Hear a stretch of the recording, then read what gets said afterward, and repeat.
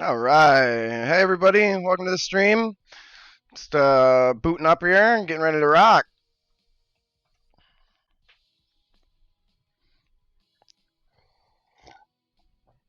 Let's see here. What are we working on today? We have. Oh, that's what we're doing. Yep, the Frat 5. We're still on the Frat 5, of course. It's not finished yet. We're doing furnishings today, though. So, yesterday, or if you check back a few days in the stream, you'll see the creation of this map. You'll see how I had way different looking buildings. The original theme was to go with 5 individual designs. So instead of having all this matching stone you see here, the Gothic stone, which I love, it's a new item that I've just been eating up. But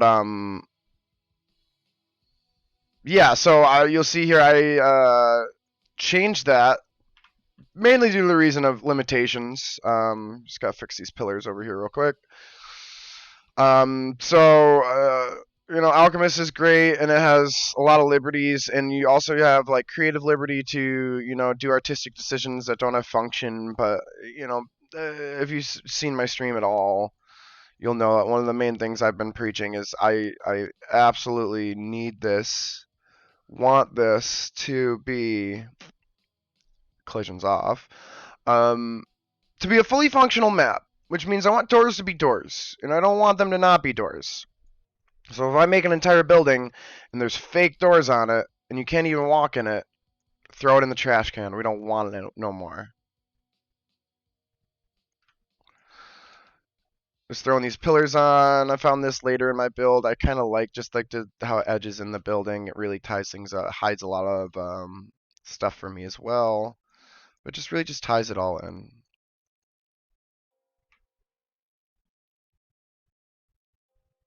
Ties it all in.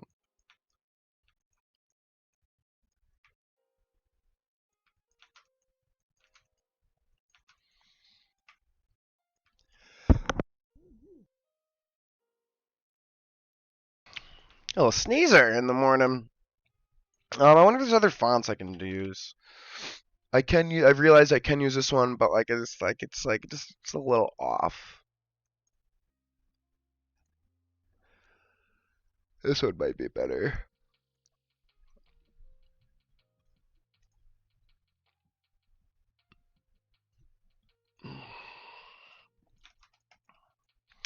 Pop, pop, pop, pop, pop, pop, pop, pop, pop, pop, pop, pop, pop, pop, pop, pop, pop.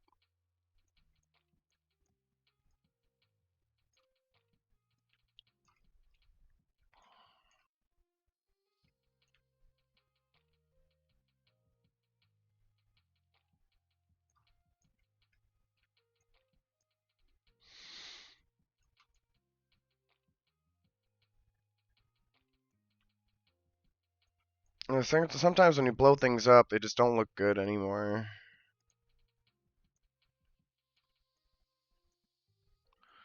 Like, let's look at this if I was a human. Whoa, my gosh! Like, that's like a 5 foot high fountain, Like, it just doesn't work. It's so big. Just doesn't work. Doesn't work.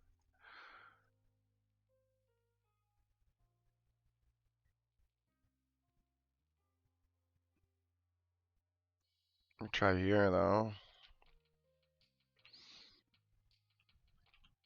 This is a really big, meaty fountain.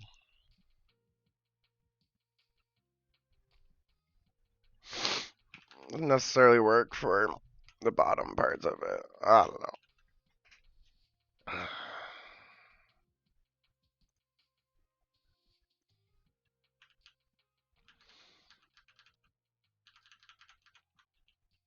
Okay. Well,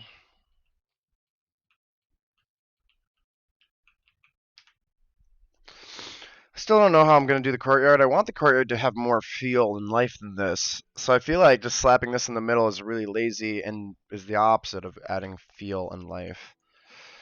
Oh, snap. Before I can continue, I need.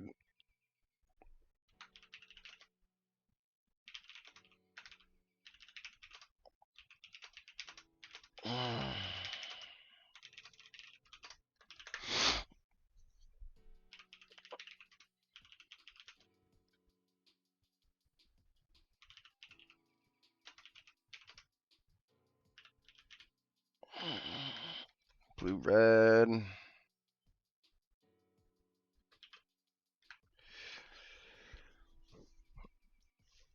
Oh!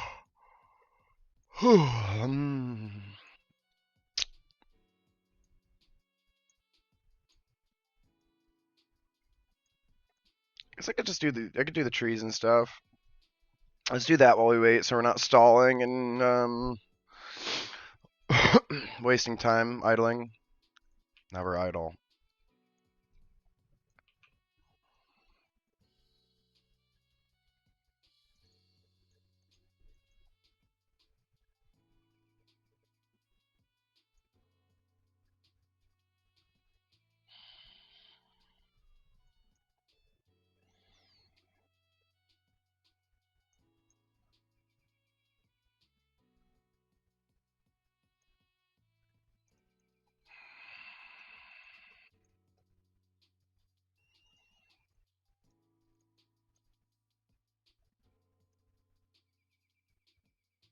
So normally when I brush in trees, I go really heavy, and then I come back and I'll delete.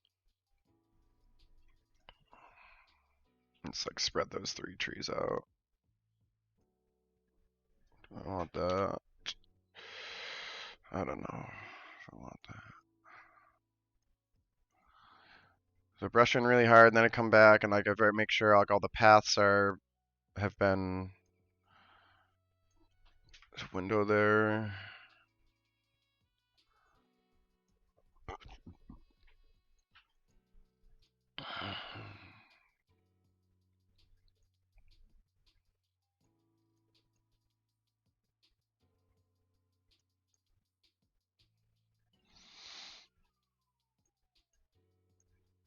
Ooh, give me my brush back.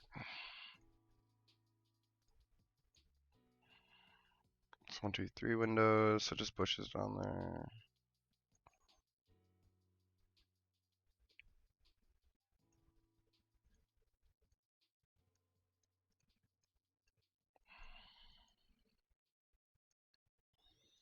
Just want this like covered in trees.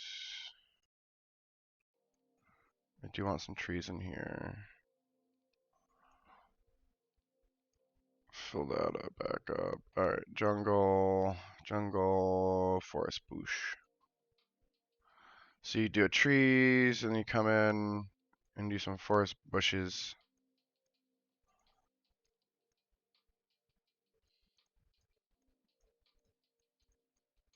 And again, we're just going to be super rough. We're just going to throw it in there. Really bulky and thick. And then we'll come back and we'll trim. And we'll cut up. I should probably do that. I gotta change that before I go any further.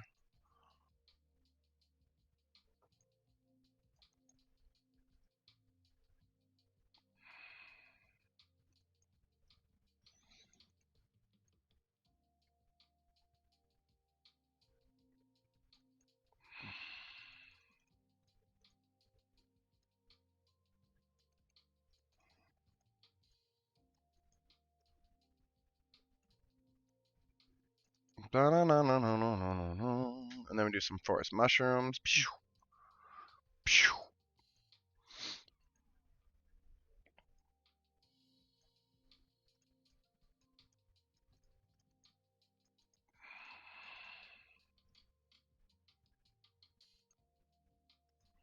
Whole bunch of mushrooms down there. And then we come and do rocks. And we do rocks really light. Just to, like add a few in the forest scene. And just so I could break up the monotony of just like only plants and such, you know, there'd be some rocks in the woods that stick out. If I wanted to go a step further, I could do something like adding moss rocks. If it was going to be like a forest that was to be walked through and treaded, I think I would. And if you notice on some of my other builds, I have. But right now we're just doing background woods, just trying to fill in the space and make it look, you know, vegetated. So there's no necessary need to actually go in there and like get a realistic look by adding mossy rocks and et cetera, et cetera. All right, so now we come in and we curate. So I like keeping trees off windows.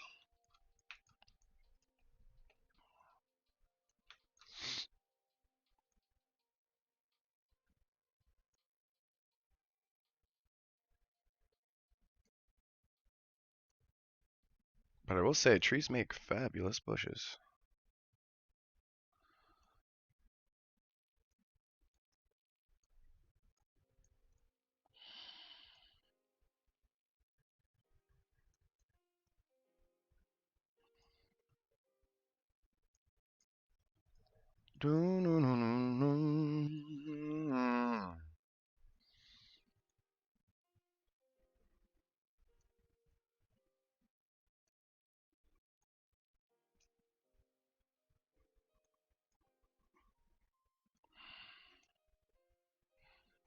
Yeah, so as I was saying, you just cover up those window outlets that I did, and it looks great.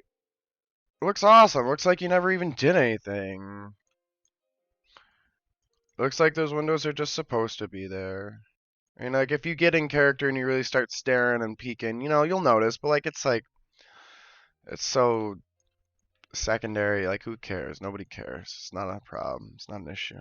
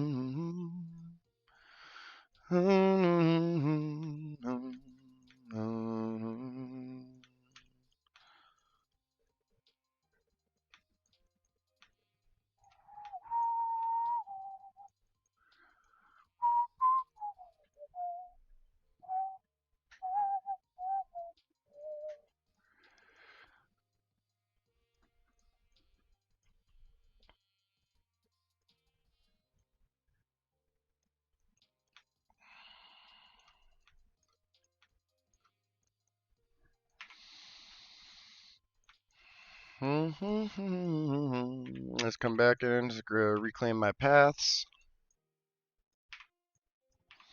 And like so this way, like when you do it this way, the spots that you want to ignore and leave, they just end up being really, really dense. Like look at how dense that is. Which is great when you want the woods to be the background and the backdrop and the whatever. I don't need characters to walk through that. I just need them to not walk through that. Actually, it would be more preferable. So, like on that note, like it's thick. There's nothing in there. And I think that's totally a fine design choice. It's like our backdrop. It's the canvas on the background. We're working on an autumn fall setting canvas drop. So that's how I see it. And one thing I will say is like the trees come in really tiny when you use that auto genner.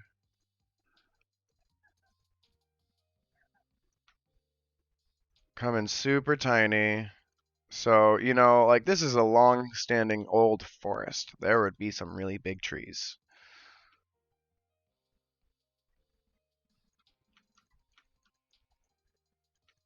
Let's get rid of these sillies.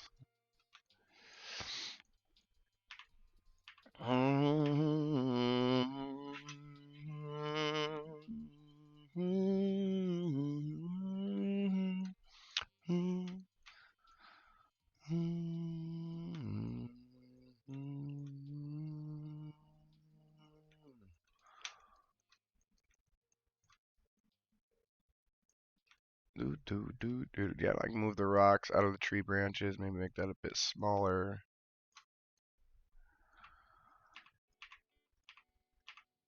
And like this is all like ticky tacky stuff. Like anybody can really come in here and just like clear paths. And like I really love how skilled the Alchemist program can make you feel sometimes. You're like, yeah, I'm a pro. I do it all. I'm not gonna be able to click that, am I? Get those trees back. Because I do want them. I just want to delete this tree. Pop.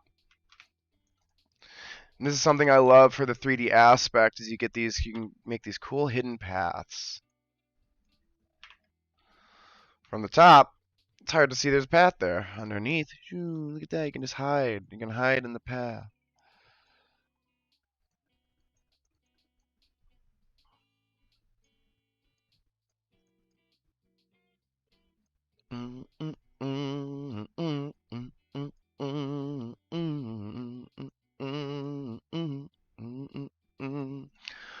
Do da do do do da do do da boom boom boom boom boom ba da dum dum dum dum dum dum boom bum bum bum ba bum bum bum bum bum bum bum bum.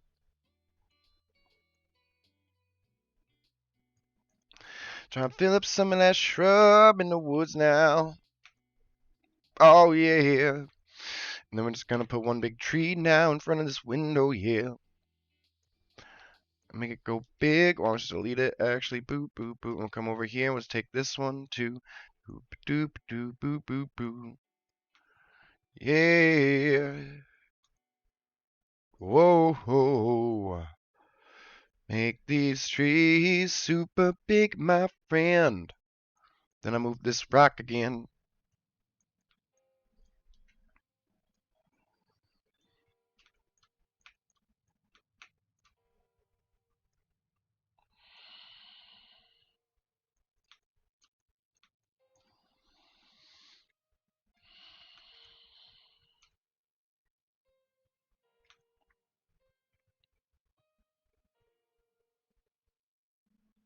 All the super tall trees. They're like the vibe.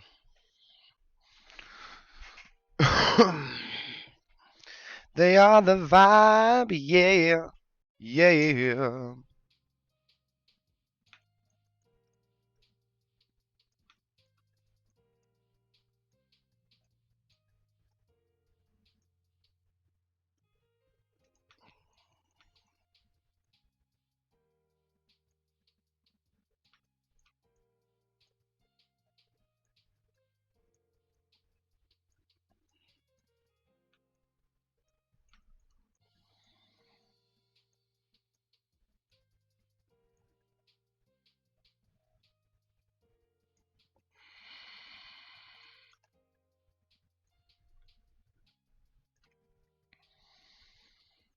Like, look at the difference between when you have those big trees in there, and then the difference when you come over here, and it's like, hey, this is what the auto brush does. It's like, dude, it doesn't look like a forest to me.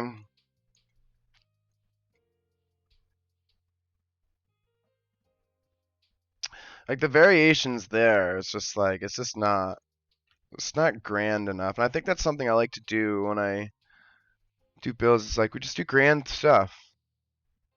We don't hold back, you know? We want big stuff. We want gorgeous stuff.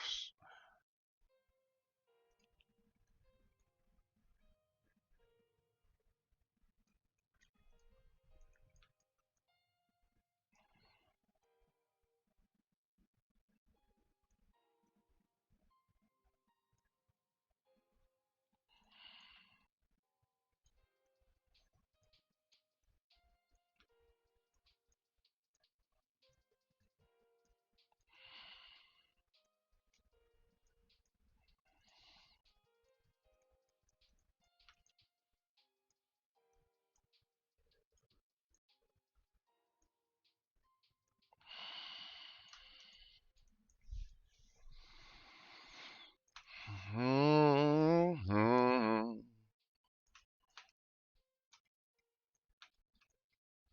This is honestly my favorite part about the build is right now because it's like it's like a paintbrush, you know, you're just making things look pretty and nice and really it ties everything in. Ties it all in, makes you feel really happy and proud about what you're doing.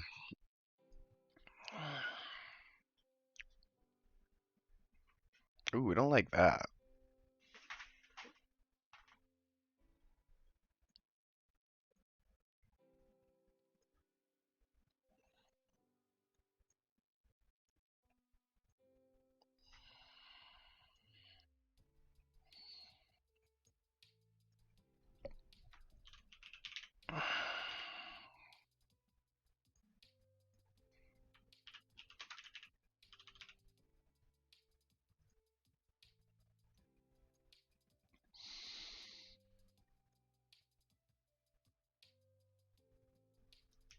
There we go. I'm starting to figure out my stream setup here a bit more.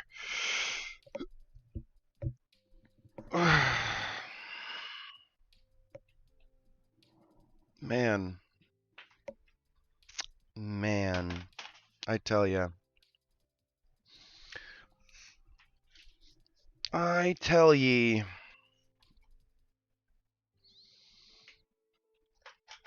I got the uncomfortables.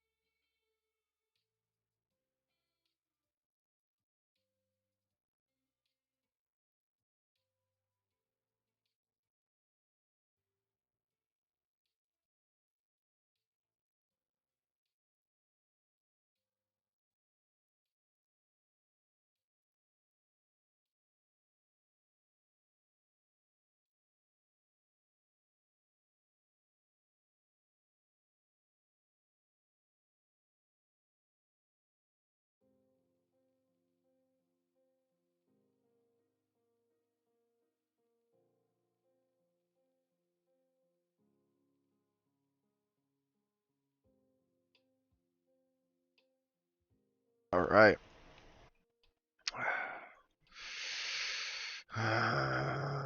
Let's finish this back edge here because it looks trash.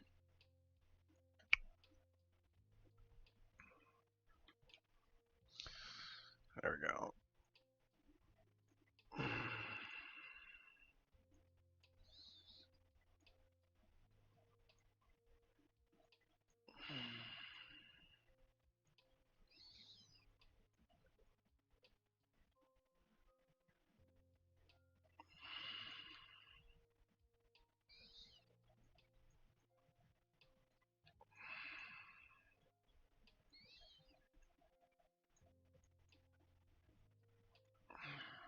All right, there we go. Yeah, this looks like a big forest over there.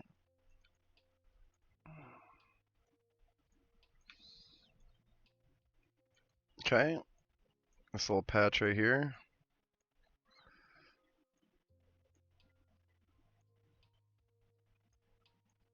Try to grab the ones in the center and make those the biggest. Sometimes it can be hard to get in there though.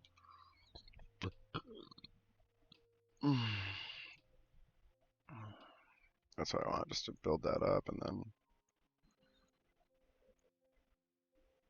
grow that one up a bit. Grow that one up a bit. I feel like I'm like a druid and I'm just like,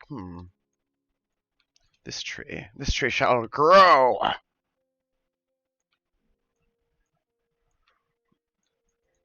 And the back edge here, one big one.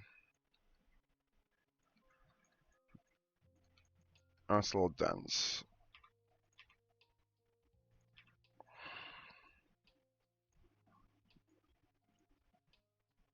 Oh, not this bush. Sorry, I'm not using the same bush too much. Oh, that's not even where I wanted to put that, actually. This is where I wanted to put that.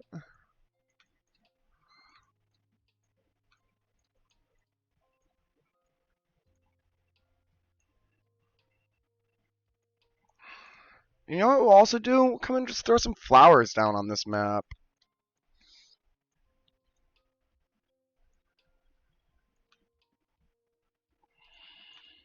I like that, just the one.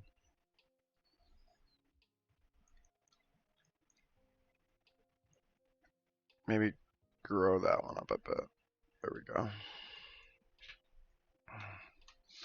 That's that half looks really good. Now watch, you're gonna see the difference. I have half the map, grown up and wooded the way I like it, and then now just look at the difference. Like if I was going quick and fast, all right, awesome. It fits the bill, but like that looks better. It looks more like a forest. Or at least that's what I think.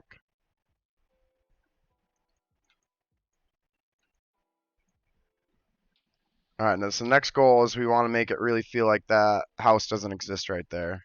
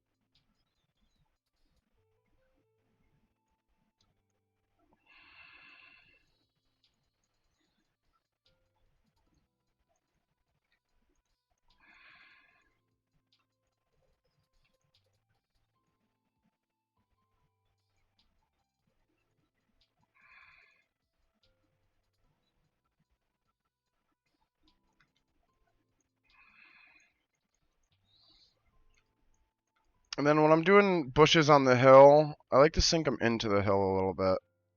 like that, just so you can. The rocks, bushes, I like to sink in just a tad bit into the hill. And like, look at that. Ah, it looks so good. This is a concern over here.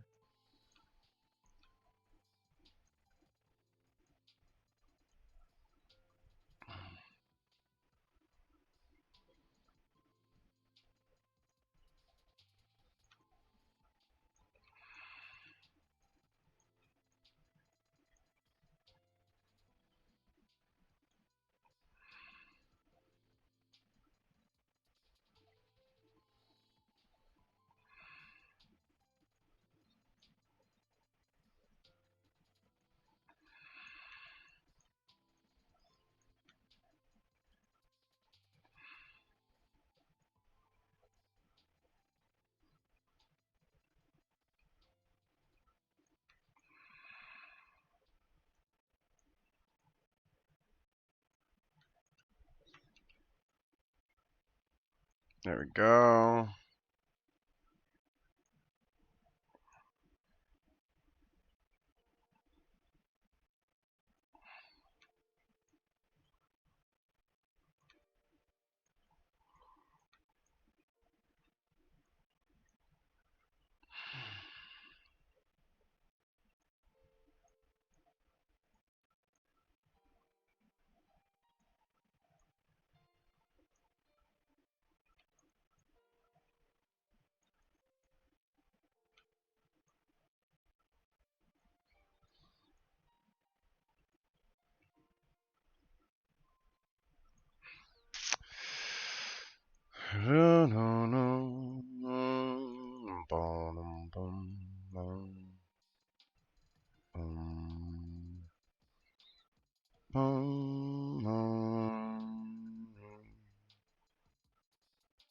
Yeah, look how much nicer it looks when you sink it down a little bit.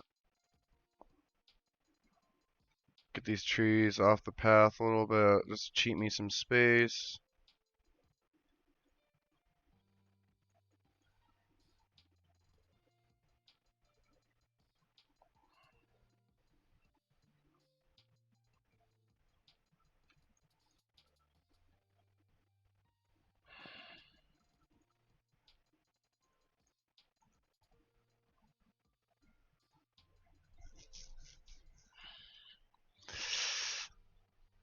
Let's see. Let's fix this bleedy bush.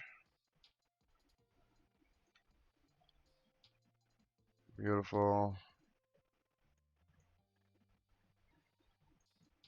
Push those over. Beautiful. Sink that.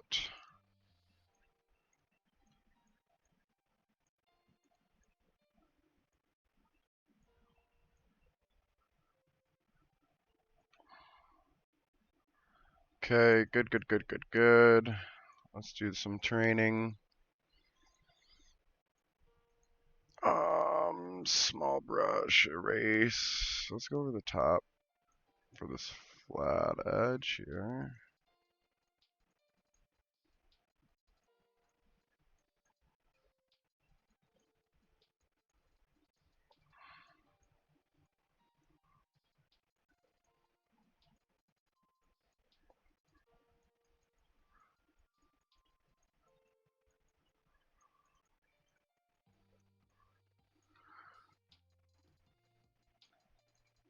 A super tight path.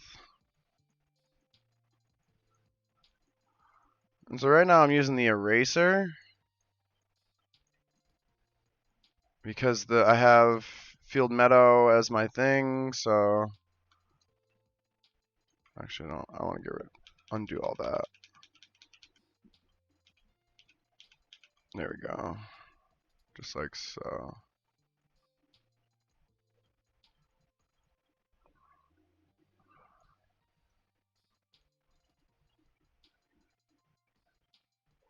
There we go. Just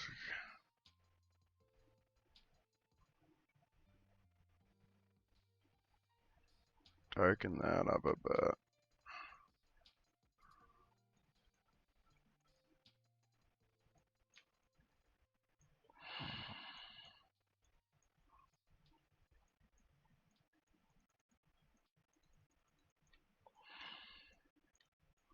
Actually, gotta cover that up as well.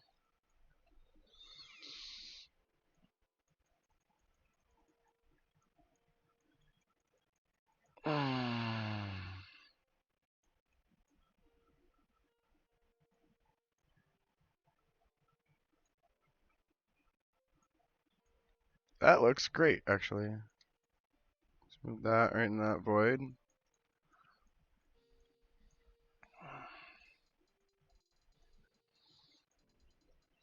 Terrain it.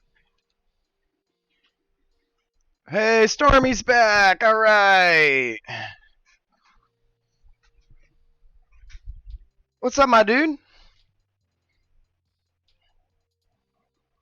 Let's see.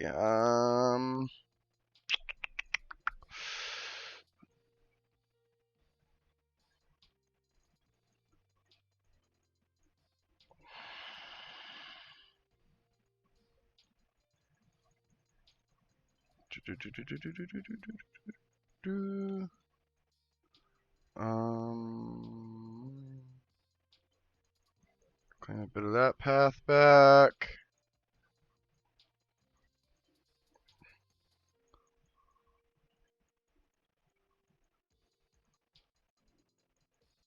Gorgeous little path in the woods.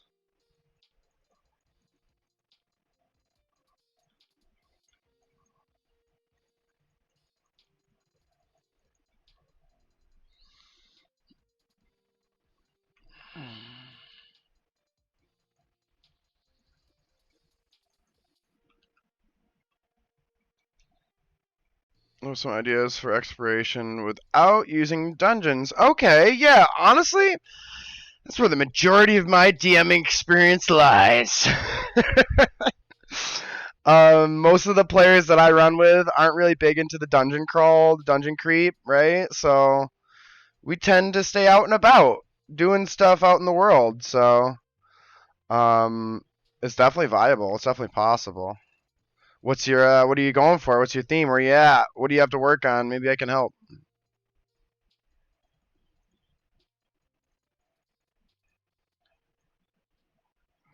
Oh, we got coming. We got to smooth that. That was way too steep. I've been meaning to do that for a while, I bet.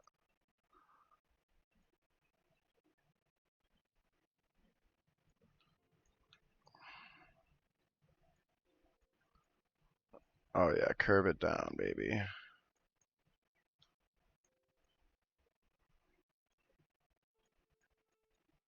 Oh, I'll do that last one because I like that loggy branch there. You know what? And that's just perfect. That's just like the smooth button just works so well. Let's look at it from here. Oh yeah. Oh, where does that go? Nobody knows. It is a mystery path. That nobody goes down that path. And what's in the woods? Nobody knows.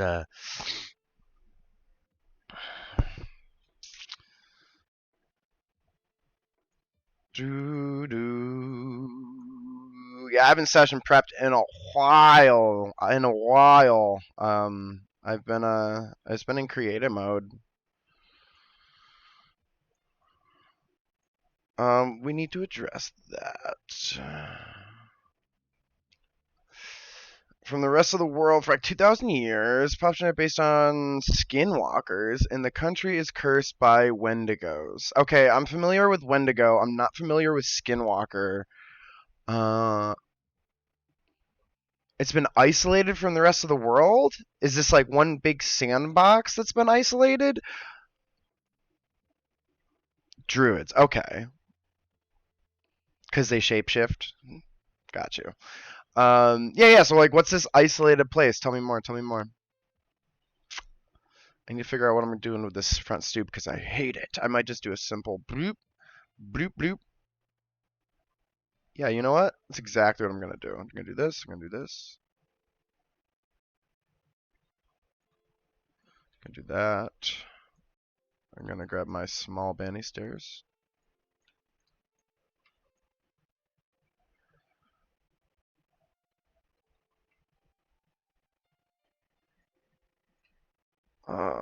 Gothic.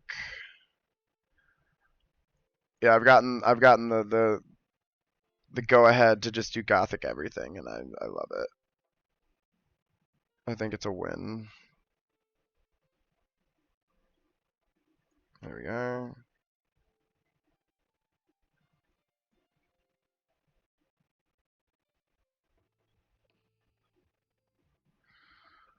So like there-ish. Come over the top-ish. Move this-ish.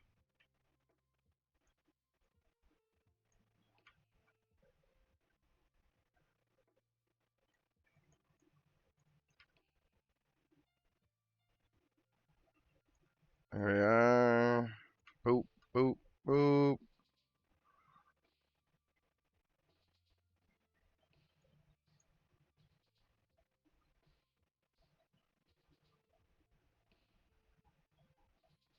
Boop.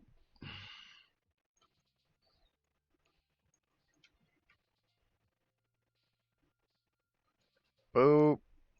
And another one here. Boop. Right there-ish. Boop. Boop. Just gonna power this out quick.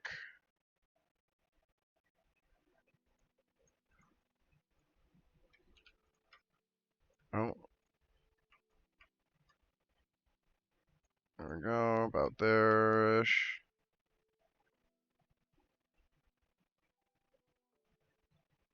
About there-ish.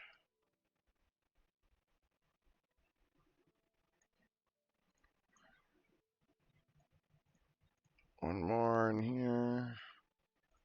Boom, front porch.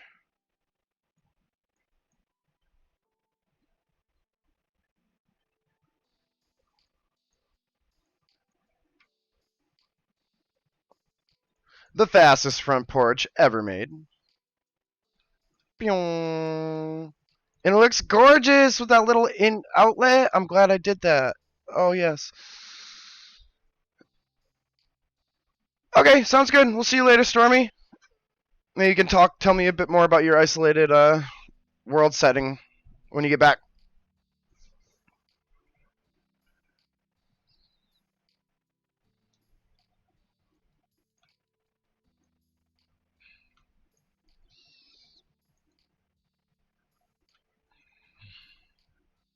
Everyone's got their own customizable front. Super proud of myself. I did 5 things the same yet different. Alright, let's finish the woods. Ew. So like look at how bad that looks. Let's pair it with the wall. It's sneaking into the hill a bit, and now look how good that looks. You know, curate.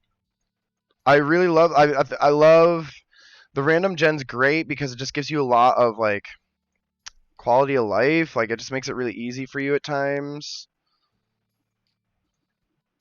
I think we gotta delete a whole bunch of these actually.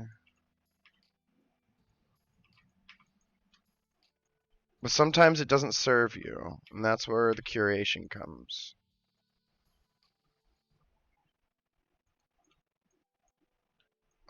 We need to flatten that because that's a path.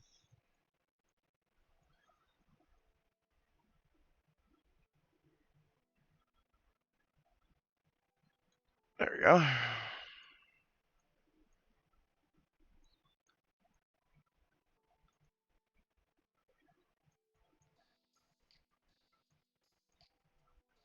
It's supposed to be a strip on the side.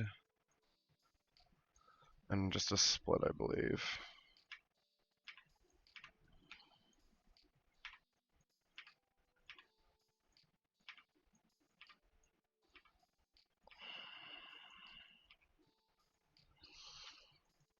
There we are. No, come up with some more bushes, I think, right there, just to fill that up a bit. So let me zoom out.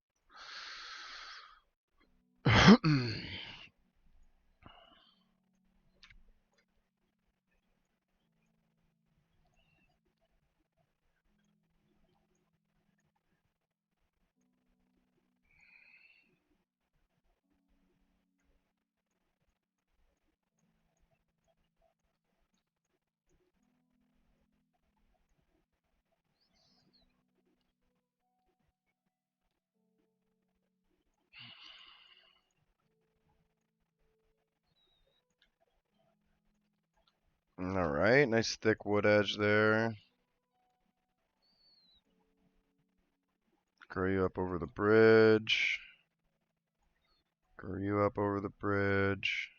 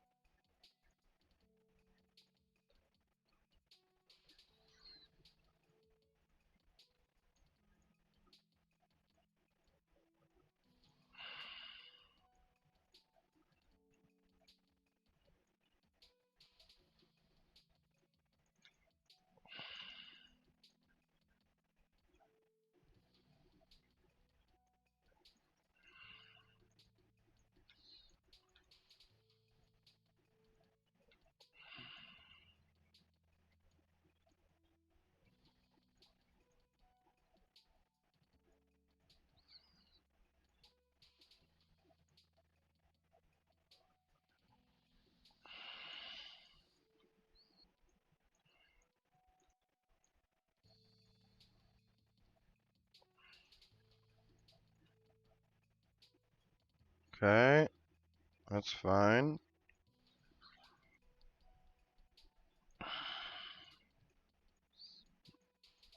Alright.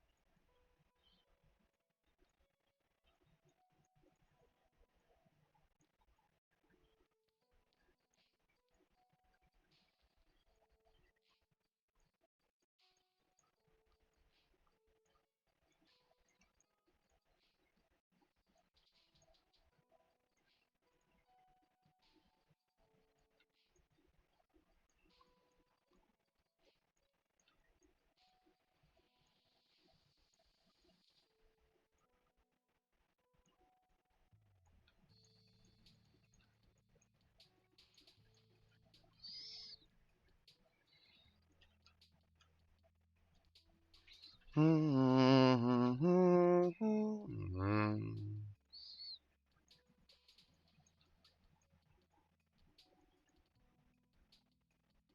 little big.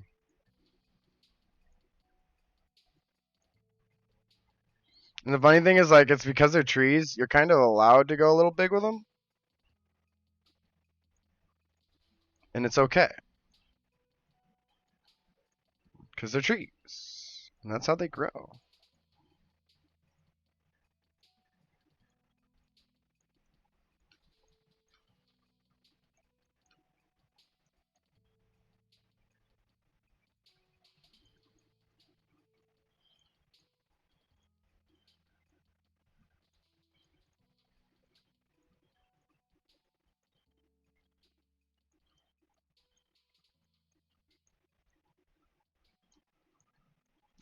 What treehouse? There's a treehouse back there?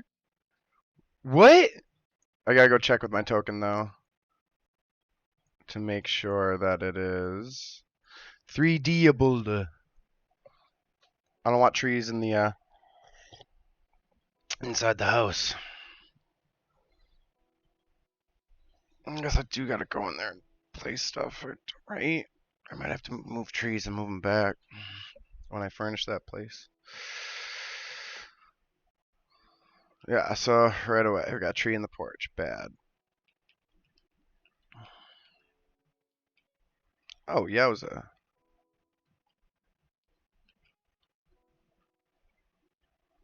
Do I gotta make this house bigger? I guess we could just keep it super tiny, and it's like a tiny person lives back here.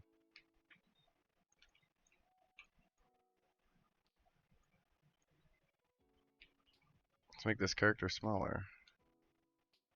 Oh, yeah, so I can come in. Okay. I just need to be a smaller character. Not a freaking lizard folk.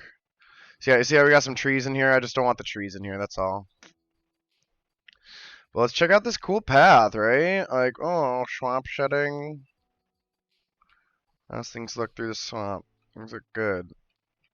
And the green water looks really good down here. It looks really bad from up top.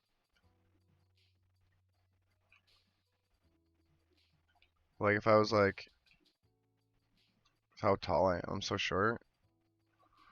I'm like 3 foot high right now. So like either literally a halfling or like a kobold lives back there, or I don't know. Or a child.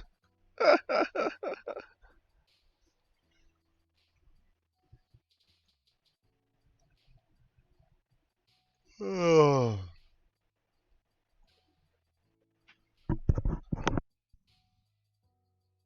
Gonna go heat up the coffee.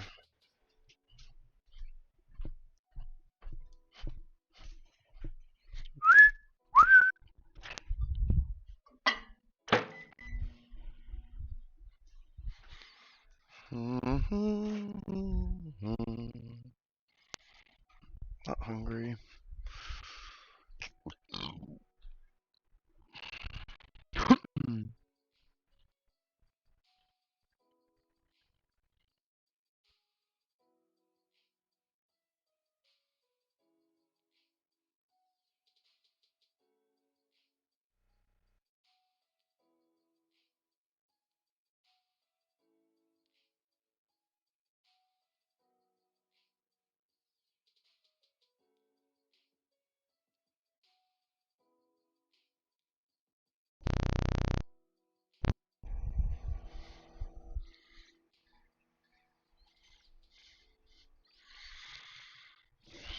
Oh.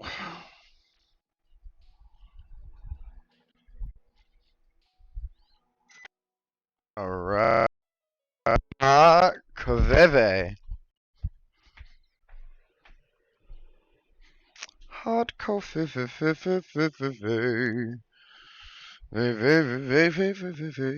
Hot coffee.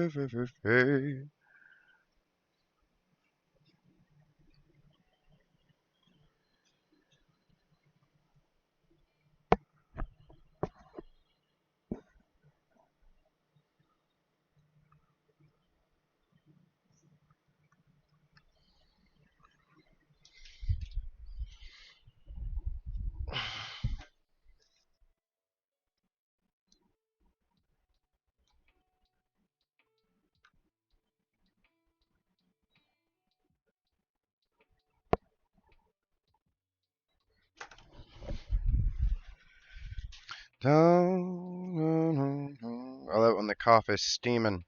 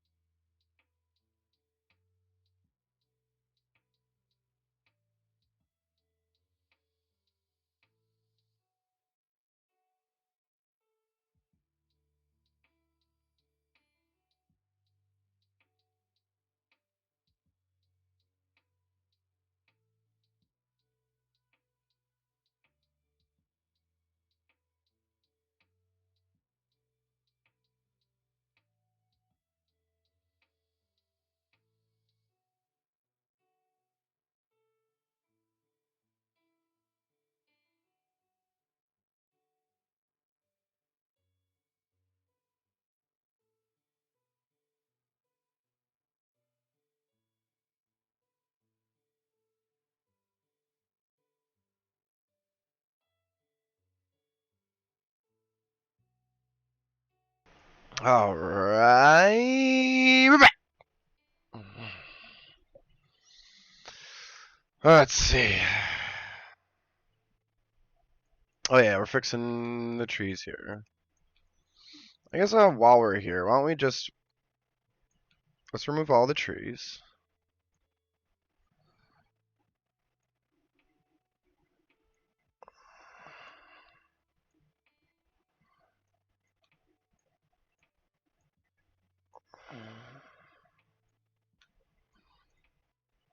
Take the top off. I do want to make it a tad bit bigger. Let's see if that's okay. Yes, that's totally fine. All right, let's furnish it. Quaint and cute. A bed, a coffee.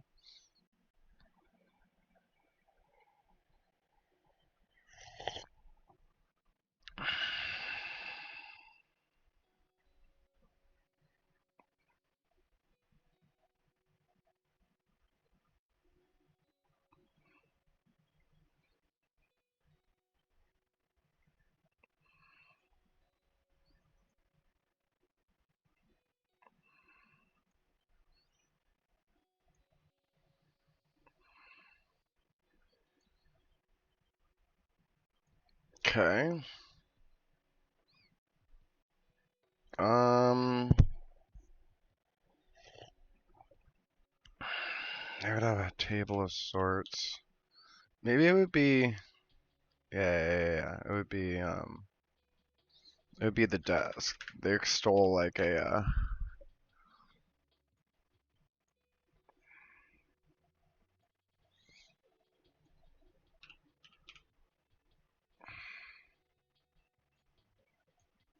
They stole one of these from the college, and they use it in their house. Okay. A weird lamp of some sort for them. I think I don't like the alchemical lamps at all.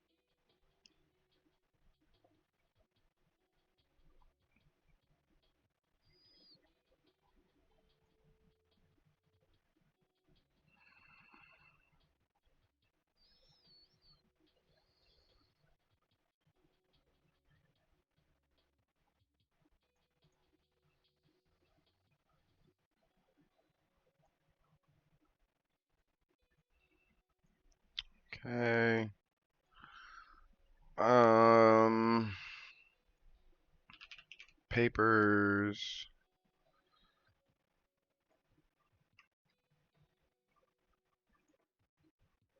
I'm just gonna try and make this look like a messy, like madman's desk, kinda almost.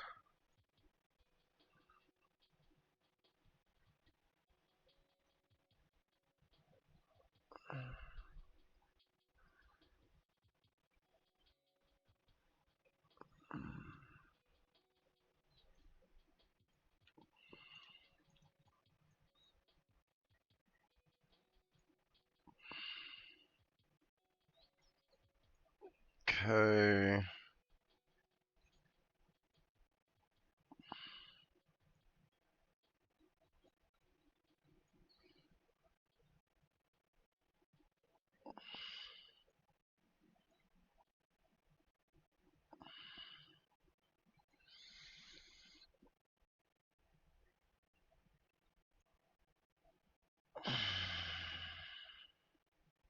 Leave that. Ink.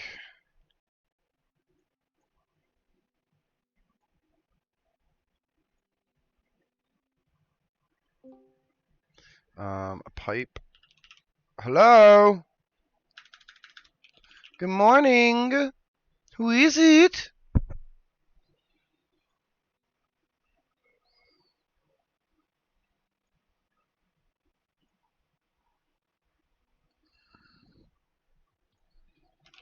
The Smoliv? Alright. What's good, Small? How you been?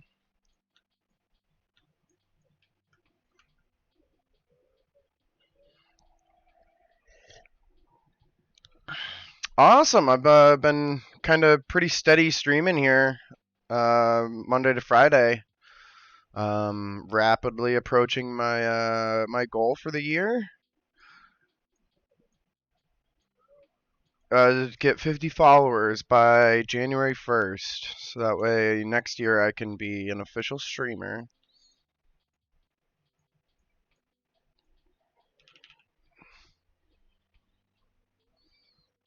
You lurking on me right now, Smoliv?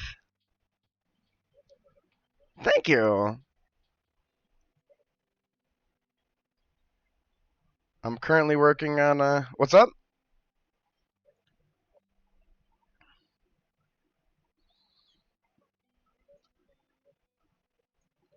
I have Restus, so I feel the bestest.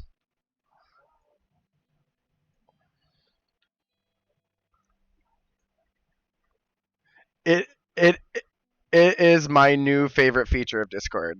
Not gonna lie. Like every day, me and San get in here, we're just like, what's the theme today?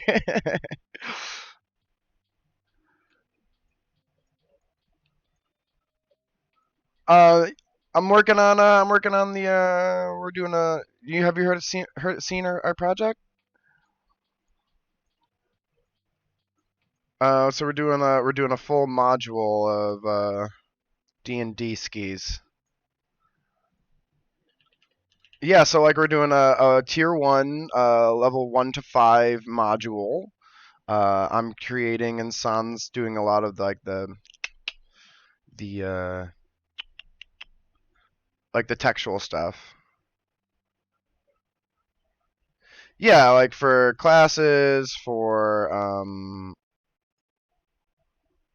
like NPCs, for missions, for quests, for the story, the lore, all that jazz.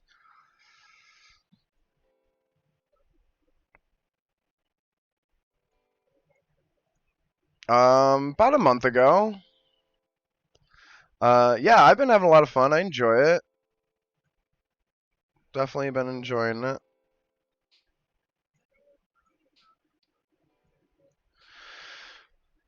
Yeah, this is taking College of Knowledge and putting it into a module format so that other people can enjoy the scene setting.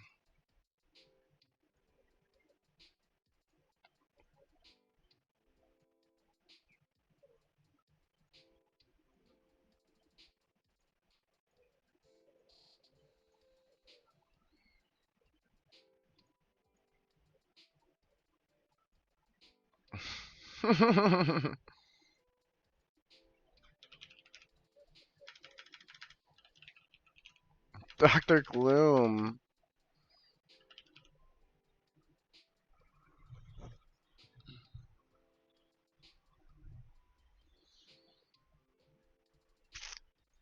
Let's put some small bit. What's up?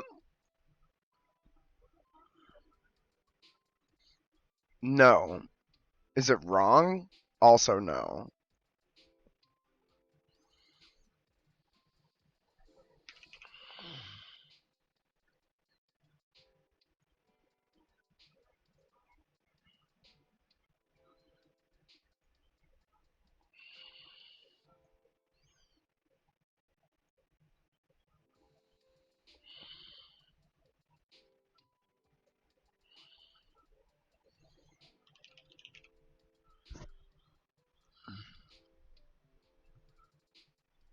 Nice.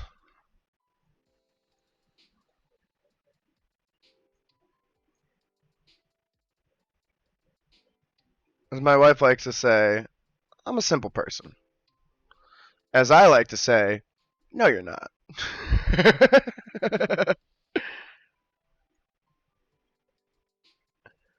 That's been her new running theme, and I'm just like, Amanda, who do you think you are? Who, like, what are you kidding right now?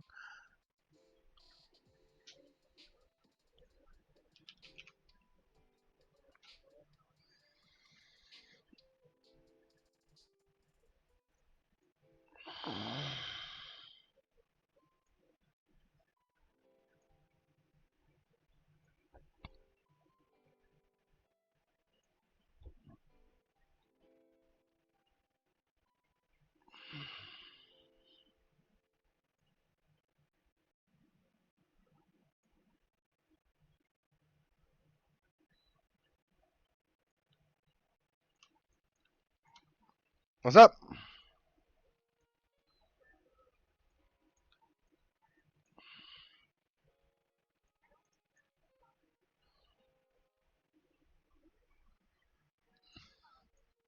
Yeah,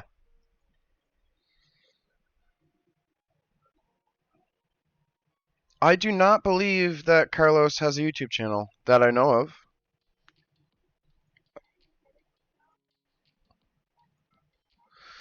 No, no, no, no. So on that small, me and San have been on this for a while. There's Carlos has a voice of such sultry potential that like you mistake it for all these other voices and all these character voices and all these other people. Like literally this person came on the channel the other day and I said exactly what you said. I was like, "San," I go, "Is this Carlos 2.0?" I'm like, "What's going on?"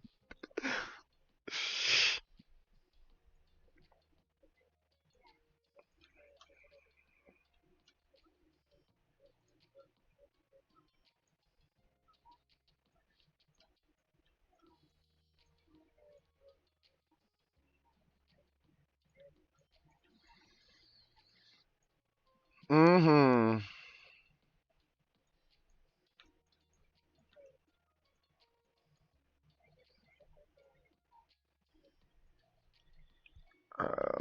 Let's see. Chair. It is one of the random college chairs.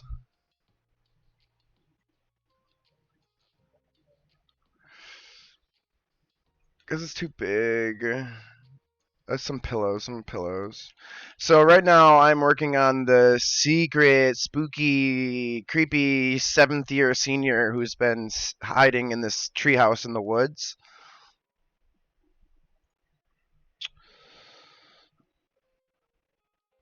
This is where my what? Yeah, this is for the module. Yes, correct. Um, so on that, I've done a lot of themes with like the furniture and stuff, and a lot of the other rooms because chests too big. Crates. That's a good idea. Also too big. They like themed furniture, colleges like buy the same furniture and just keep slapping it everywhere. So I kind of like did that on some of the other builds. So then like this person had like went and snuck away and grabbed a coffee table and like whisked it away into their room.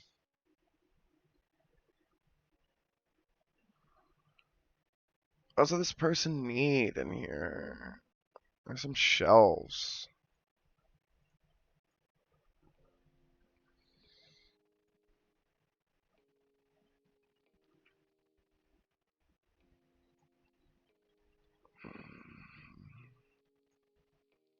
Problem with shelves is this is a circular house, so shelves don't really fit anywhere. Maybe they fit over here.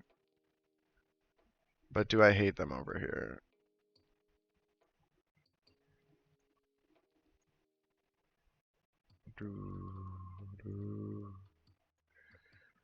And I can't make the shelves smaller. It's not a horrible shelf.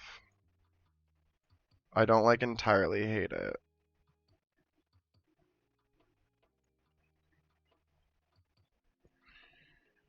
I'm gonna leave it because I don't entirely hate it.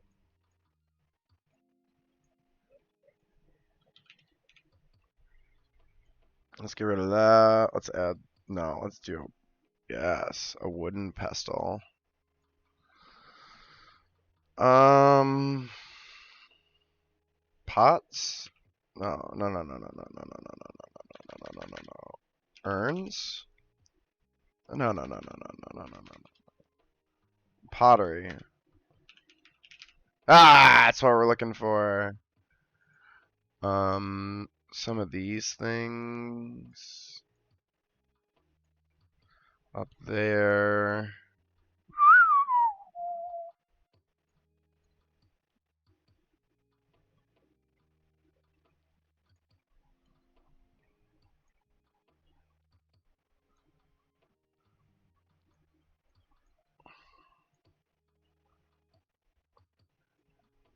Yes, all right. This is looking like exactly what I want it to look like now. I just need to put some stuff down here. I think I'll leave that. And then, like, what else is one other thing that they should have? It's like a random utility thing. It's just like this is where I should be looking around the most. No, they don't have a mini fridge. It's fantasy. Get out of here. They might have swifted a mirror and like a hair comb though.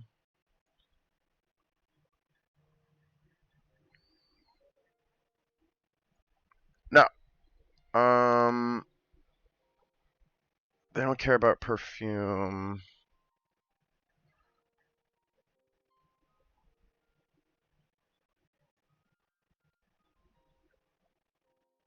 Um, yeah, I know. I feel you on that. I feel you on that. But like the whole vibe on this build over here is like this is like the weird, creepy, lurky person like in the woods. So it's like it's not necessarily like, like mini fridge, 30 pack of Keystone college scene. You know what I mean?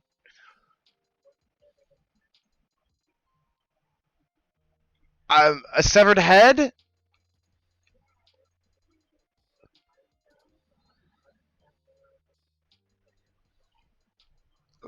I don't have a mini fridge. A. I have a skull. I could put a skull somewhere. Oh, yes. Just this random, just this pot. And they switch the pot and the kettle. And they're like, yeah, so we make food.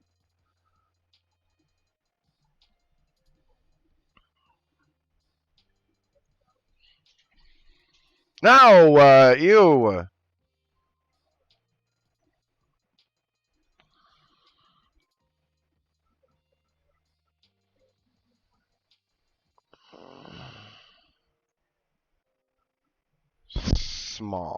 Small of. Cut it out. You cut that out, small of.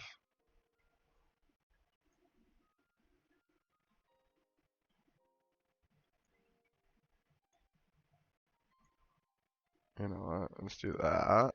And now it looks good. Oh, oh, no, no, no, no, no, no, no, no, no, no, no, no, no. I think just because of the angle, I can stick that into the wood.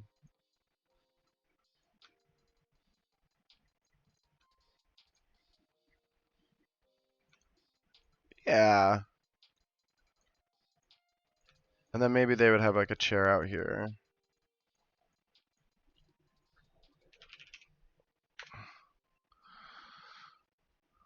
Um,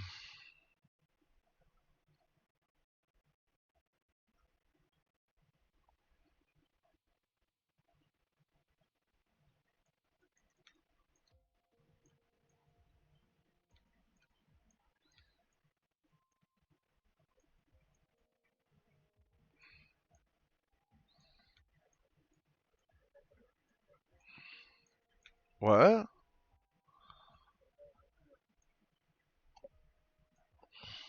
The mushroom chair? No, it's a little too ridiculous. I have done that before with like the brown mushroom. Oh, that's the chair I want actually. Made some toadstools on. There's a druid map for Atlantis. Cause I was like, oh, dude wouldn't have chairs. He's a druid. Like, dude would just summon some mushrooms and make them really big. Oh, that looks so much better. And I think that's furnished, enough for my liking. I might do like a small campfire out here. No, not made of bones.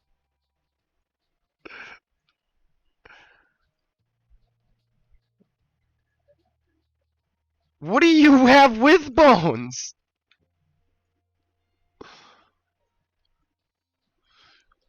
Do do do do do.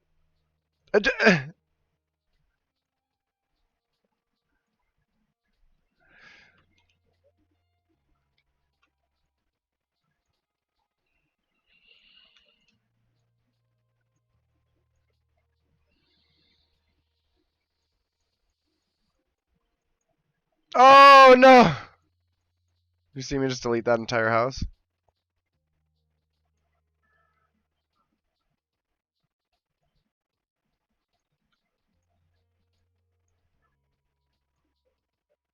That's okay.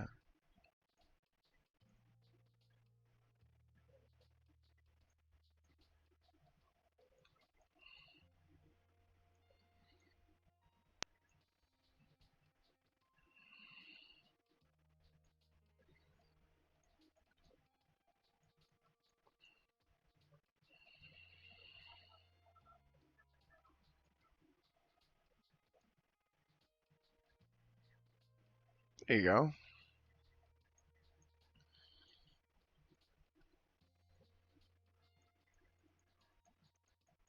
Nope. Did it again. You saw it? Yeah, it's not a good thing. Yeah, it's like, hey, I just did all that. Let's not delete that, please.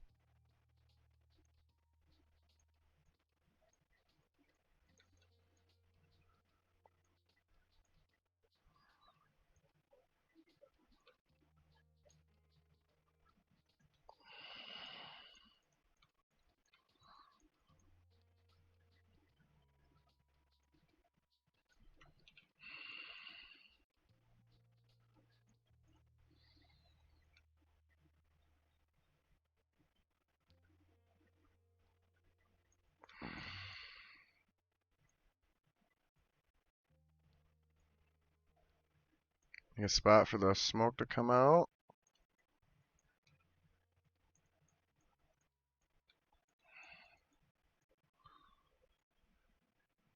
Super bright fire.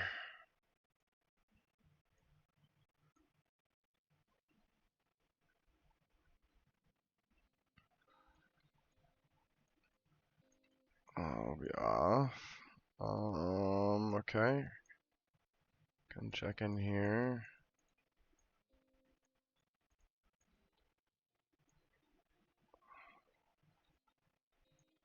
Okay, good.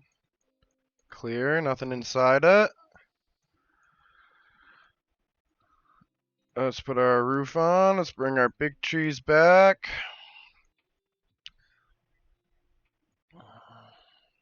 Let's hide ourselves a treehouse.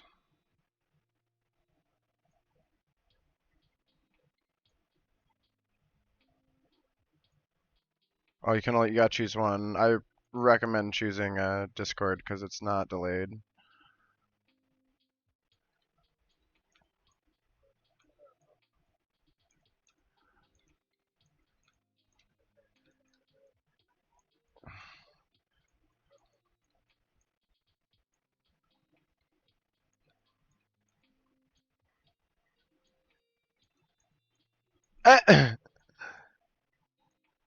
Built-in ADHD catcher.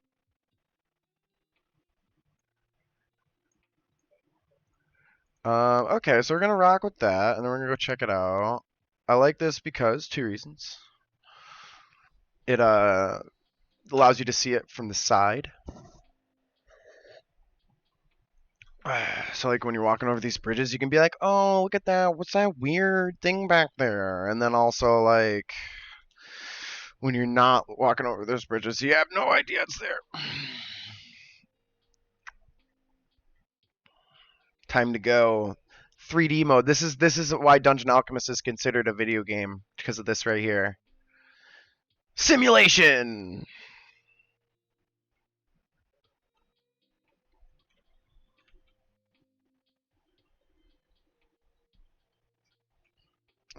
Oh my gosh. Really?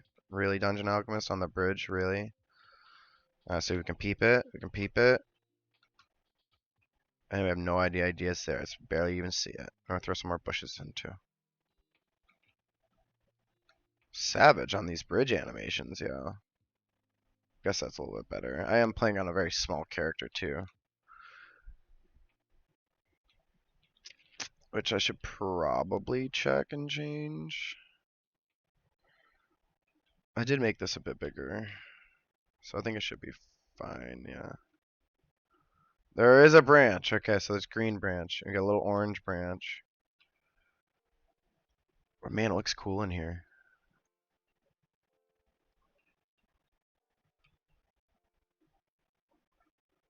What? I swear to God, Smoliv, I don't know how to boot people, but if I could. Slams fist. There's no mini fridges. Um, we have prestidigitation. You just gotta show up to that fridge every hour on the hour to make sure your food stays cool.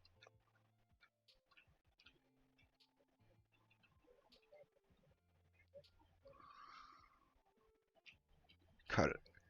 You cut it out. You.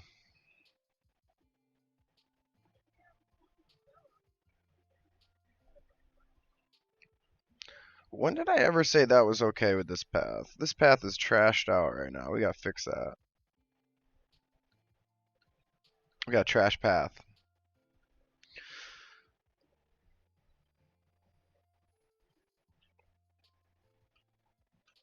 Like, how much better does this map look when you just throw some trees on the background? Like, oh my goodness, it's substantial. Hey, alright. Stormy's back.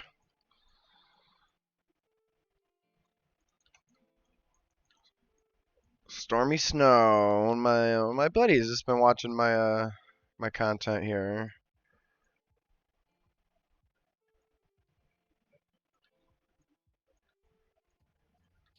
Do have you muted, so if you want to say hi, you should probably do it in Twitch chat.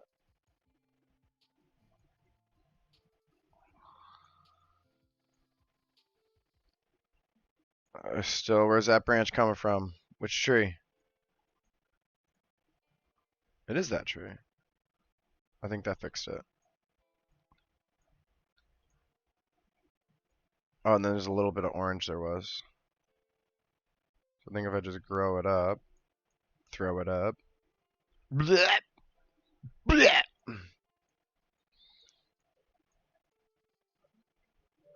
Blech! All I've been doing is just been druid life, just growing these trees up, throwing these trees up. Blech! Sorry for anybody that's triggered by gagging noises. No, I can't get in. They still bleed. How small of a character do I have to be? Oh no, you just have to jump. There's a lip.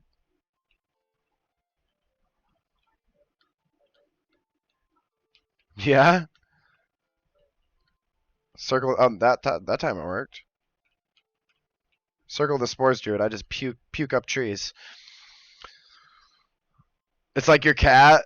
I'm gonna play a Tabaxi Circle the Spores Druid, and I'm gonna just roam the forests, eating plants that make me throw up because I'm a cat. And when I puke, I make mushrooms and trees grow. And you often see it's like the DM's like, hey, we're in our long rest, is you got like an hour or two if anybody wants to do anything apart from just resting. Yeah, my character will find some grass to nibble on.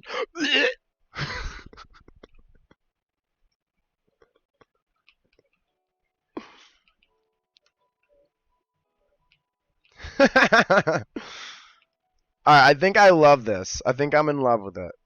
I think just bushes and just this little bit of bleep. Okay, bushes.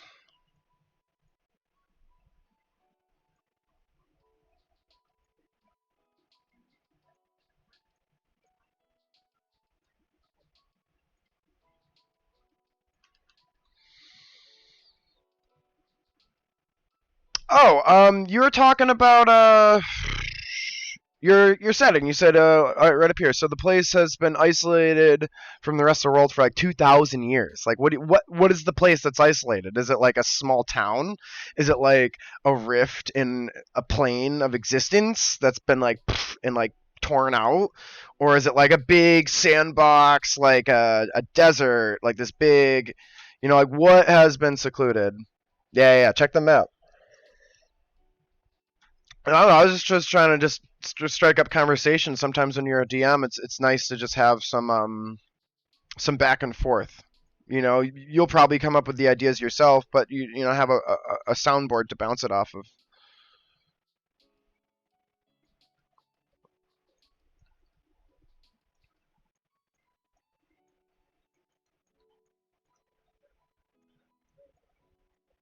Yeah, I guess that's my new title now, Professor Gloom. Which I kind of like it. I feel like it's like Doctor Ock. It's like Professor Gloom. They call me the bringer of gloom.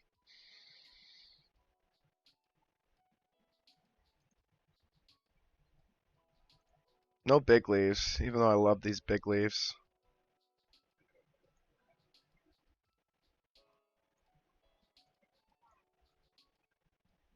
It's satire.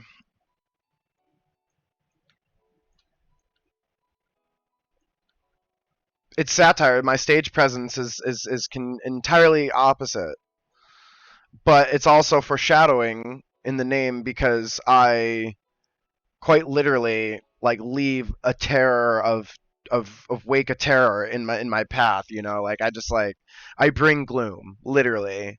But my stage name is entire like that's my stage. It's my stage name, but I act differently. You know, I bring joy as the performer, but then you know my actions as a player bring gloom. Um, it's roughly 30. So it's a big area and it's secluded. Why is it secluded, Storm? What is the seclusion? Is it a magic rift? Is it a an apocalypse? Is it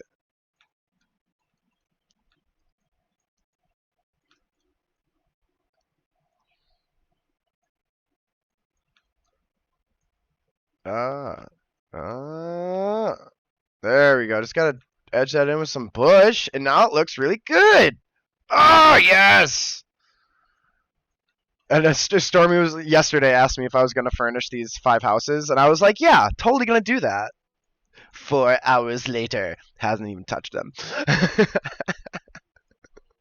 I'll get to it, Stormy. Don't pressure me. It's cursed. Okay. Those that want to enter, die, and get reborn as a Wendigo or eaten by one. Explicitly? Like, is it a save? Is it a wisdom save? Is it like if you die when you're in that land, you turn into a Wendigo? Or is it like you touch the ground and you're cursed and you're a Wendigo now?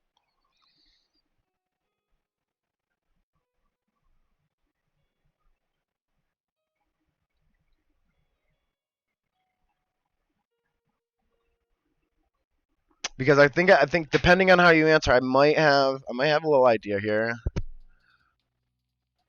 So it's just gonna get to you. It's like looming. So if you're there, you're like your timer's ticking. Like you better leave or be super powerful. Okay. So okay, cool. So I mean, perhaps something that's very non-dungeon exploration would be some quests striking out into these cursed lands. And depending on your level, if you have some lower level characters, maybe give them like that's all invaders suffer. So yeah, so maybe give them some type of like magic ward that gives them a timer. They're level 5. So yeah, it might be a little low level for you to be like, yo, like you're dying every step you take, and I'm gonna hunt your ass down. You might want to be a little bit easier on your level 5s. Up to you. I don't know where your power levels are. But on that, maybe like a timed quest. I love the aspect of a timed quest for players because it really puts the pressure and it really makes them sweat, especially if the curse is looming that they're gonna turn into a Wendigo and lose their character. Like, let them know that. Let someone come and tell them that and tell them they're going on this very dangerous, adventure out into it, but then give them like a ward or an amulet that's been enchanted to protect you for 1 hour, 2 hours, a day, 24 hours. And then a MacGuffin. Throw a MacGuffin out there, something they need to get, a super cool artifact, a creature they need to harvest its blood to make a potion to defend against the curse. Maybe they need to bring a Wendigo back alive and captured, restrained. I don't know where your story's at.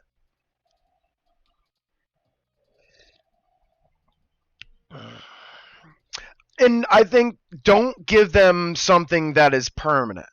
You want to leave this cursed land as a storytelling and a device that you can use. So make it be like a temporary ward. Yeah, I've enchanted this for you. I know it'll last this many hours, and let them know it, and let it be something that's on the table so that the characters can talk about it, discuss it, and kind of plan around it. You know what I mean? I mean, I wouldn't want to just give them like a get out of jail free card talisman, so the shadow curse just doesn't exist anymore.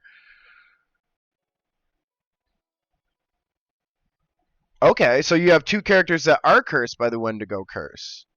So perhaps maybe the MacGuffin is your party needs to strike out into the cursed lands.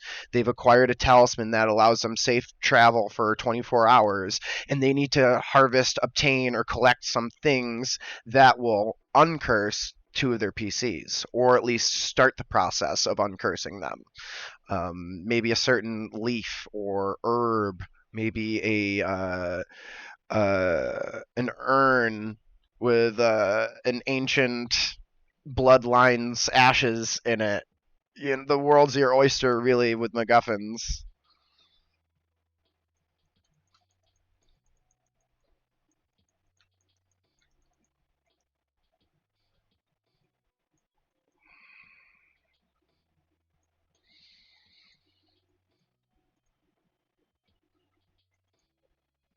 Oh, ouch.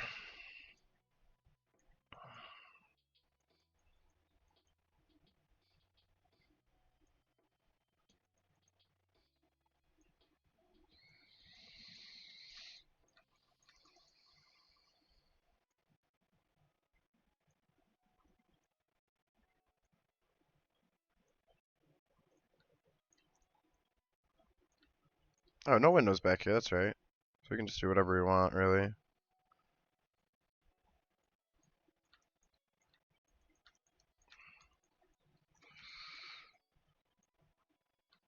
There's a super bushy bush. Yeah, we like this bush.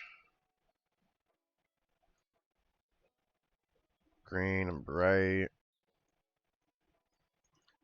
There we go.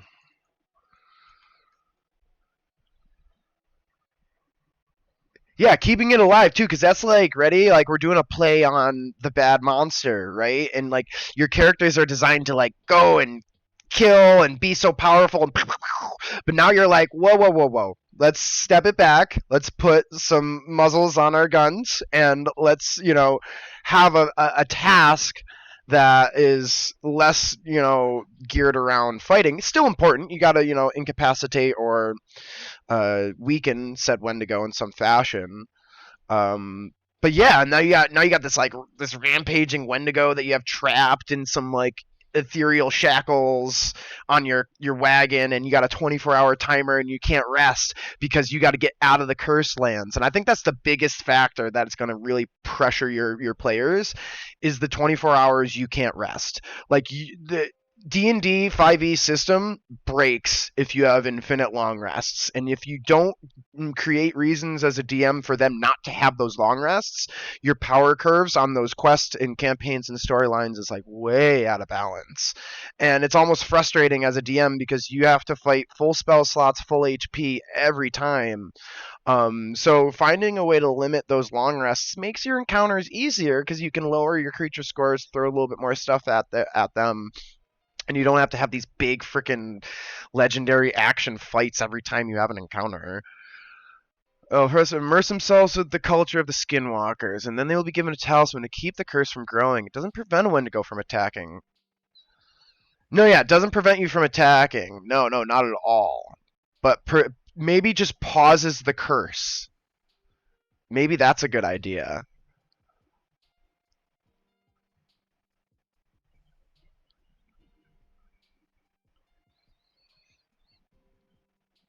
But really, I mean, this is more like when the DM comes in and curates, as we've been saying. You need to decide like what balance you need, what tools are you really looking for in your kit right now. And that's really how I like to design like MacGuffins and quests and shapes of stuff. Is like, what am I trying to accomplish? Start there, the why, and then everything else becomes much easier. I feel.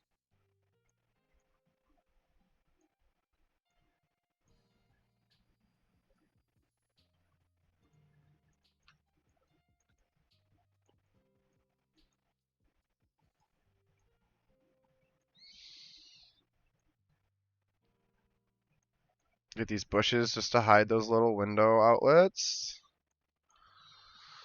Been doing a good job of hiding them so far. I told you I felt confident on my ability to do it, and so far, I have been able to do it. Alright, I gotta come over and fix this path.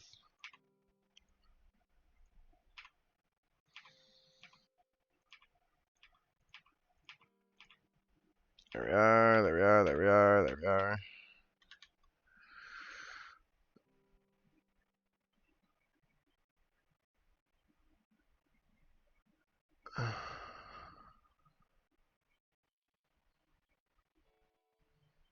I don't know. So like, here's my 2 cents on that is you want to create something that's not overly difficult. You want to create something that has a narrative reason or cause that you can, as a player, interact with. Um, I mean, I guess that's something you could go with if you really want a threat of death to be on these people's palettes. I mean, depending on what, I don't know what your mechanics are for your curse and such. Um, but yeah, I mean, skipping up to where it should have been, there could be a lot of, just snap your fingers dead. And any experience I've had DMing, if you ever snap your fingers dead somebody, it's just not fun for the player. It takes their agency away. I mean, unless it's like a very specific storyline thing that's really important to you as the DM and you think matters, um, or you have a character that really doesn't mind losing a character. But in my experience, I haven't found many D&D players that don't mind losing their character. I'm one of them. I could care less. I think it's fun and awesome, and I love making new characters. Everybody else seems to get really, really caught up in their character and is almost distraught if something happens to their fictional character, which I think is a little silly, in my opinion. But to each their own.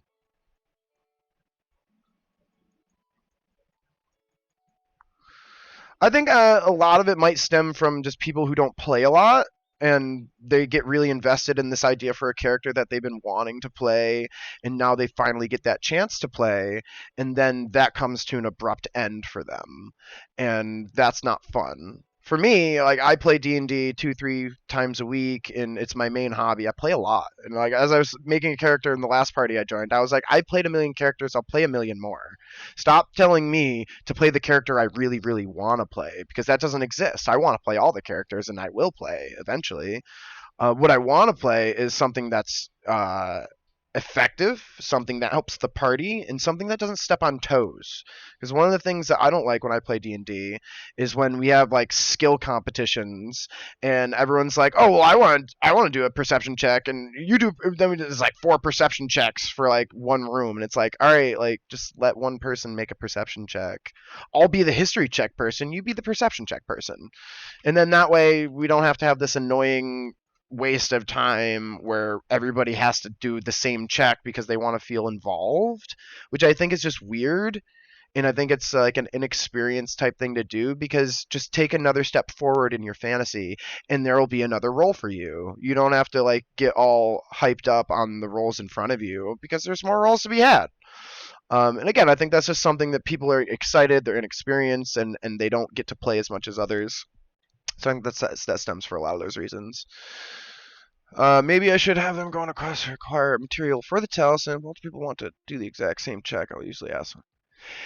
Yeah, right. And then that I was like, can I give them advantage? Like the conversations, so like as a DM, you can kind of skip a lot of that nonsense, or I like you can make house rules where you're like, hey, we just don't do multiple checks on things. Um, I personally prefer finding a natural order and just like having the players figure it out for themselves to get a smoother gameplay and format. And I think that's just something you get when you have a more group you've played with for a longer period of time.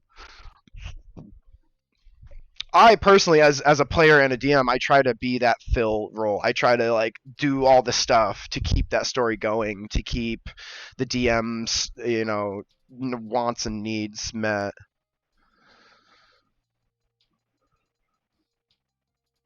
I like that. A group check. One person gets to take the lead and they get advantage.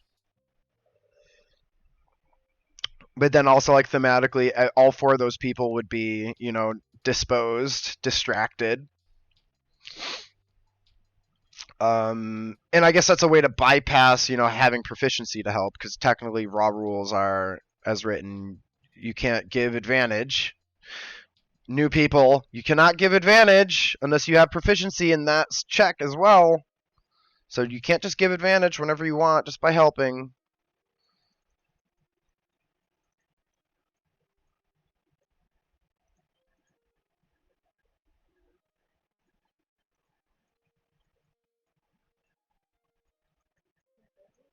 Yeah. But as Story brings up, I think a really cool house rule is to have a group check. If you have four freaking adults in a room smashing their head against one problem, you're probably gonna figure it out. I mean, depending on the four stooges you have, but you'll probably figure it out, especially if one of those people is adept at what they're doing, right? Right? And honestly, like this is like you don't want to say no as a DM. Saying no is bad, and my uh partner in this is always says, like yes and when you're a DM, you want to say yes um and it is the hardest thing to learn and master because you really have to get open-minded and creative and fluid with your decision making and such. But it's just the right way to do things, I think, and yes and doesn't mean yes everything.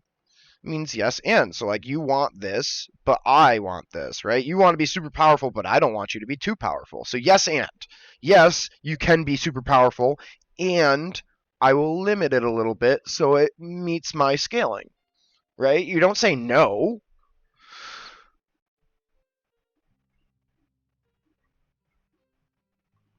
Yeah, totally fair. I think proficiencies need to be played around with a bit more because people just kind of ignore them and think they can do whatever they want. And I think it really is and you're just ignoring half of the game, you know, where your skills matter, and that's part of your thematic as a character, as a role player. Like the paladin shouldn't be the one like picking locks. Like wouldn't have spent, unless you're a paladin rogue for some reason, you have some storyline, but like they wouldn't have spent an intense amount of time picking locks. They wouldn't know. They have a shit dexterity too. And just because you hit an 18 and a +2 makes a 20 on your pick lock check does not mean, in my opinion, that you magically know how to pick locks and you're a master expert at picking locks and you got a 20, so you're in the door. You have no idea what you're doing with that lock pick. So like proficiency means, hey, you've trained with this, you've studied, you've practiced, right? So I think on that, if there's a lack of proficiency on the check, yeah, maybe increase that DC a little bit. I think that's totally viable. Master and legendary and a skill, so it might request it. Okay, and that's that. Gotta remember that your campaign's in Pathfinder 2e.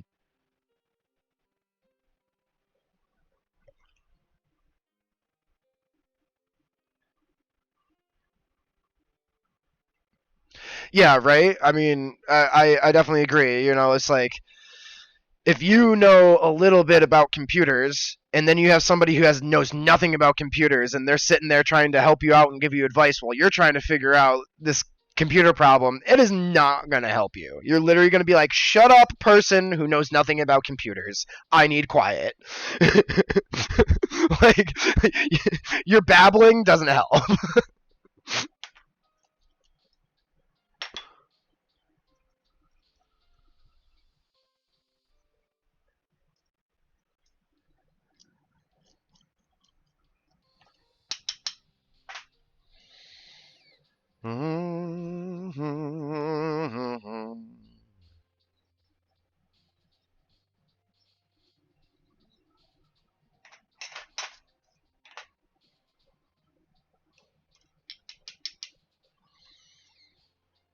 That's the way to do it, man. I mean, if you like the character you play, there's nothing against just like reskinning your character and changing their name and their storyline and just playing the exact same character, like so like I don't understand why anyone gets all huffy about it anyways because it's like if you want to remake the same character, remake the same character. Like,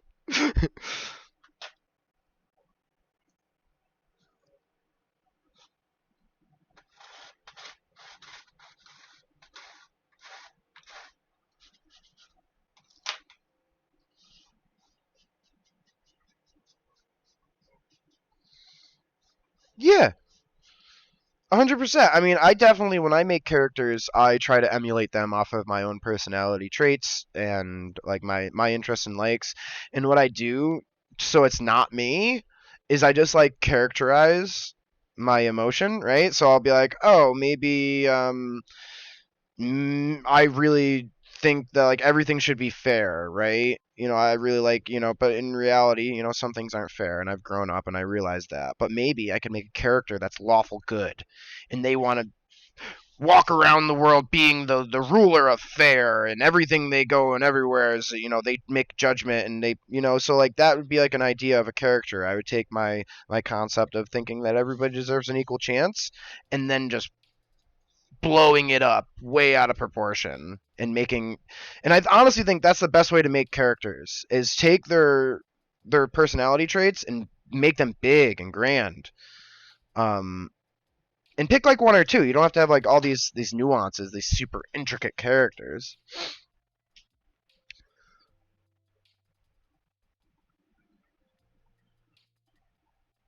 So if a character quote unquote dies, Stormy, they can die, they can retire, or they can just thematically leave the story, like fade to black. For those who are like too emotionally attached to their characters, I think that's like pretty decent, because like as a DM, it really doesn't matter to me. It's honestly whatever. I don't care what the players are. I want players to be playing something that they enjoy. So if that changes, I would like you to change your class and your character and just tell me, and I'll be like, okay, you guys went to a tavern and there's this really cool looking dude over there. Oh, and look at, oh, your party member just got sick. You might need a new party member for a week. Oh, and looks at next week you come back and your party member just skipped town. Oh, looks like you're stuck with this new guy that was just the fill-in. There's so many storylines and thematics that you can create.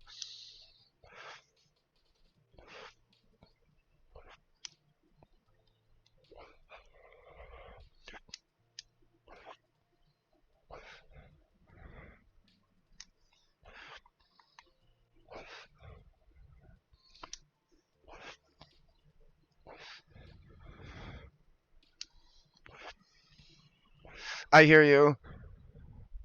No, I totally hear you.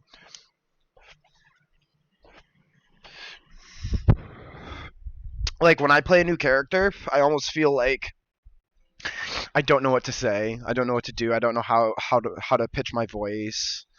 I'm very like unsure, and it takes a few weeks for me to get comfortable in a role. But like if you're like San does it to me frequently. San will just be like, "Oh, and here's Gloombringer," and I'm just like, snap the fingers, put on the face. I'm Gloombringer. Like I can be Gloombringer in the flash of a second, just because I've role played him so frequently and so often. Um,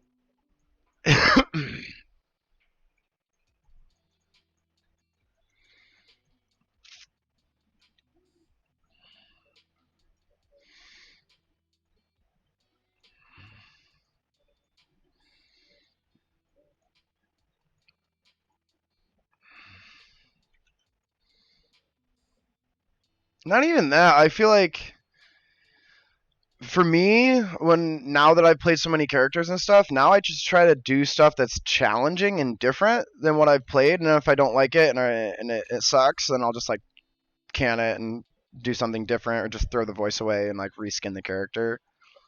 But like I really enjoy like just having more of a role play challenge for myself, I guess.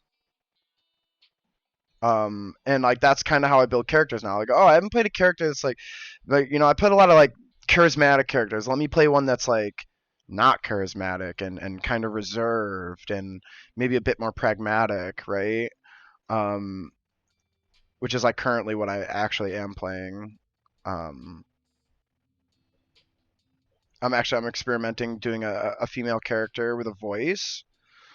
So kind of stretching my voice acting skills a little bit too. So it's just like an opportunity to try something new and experiment and play around, I think.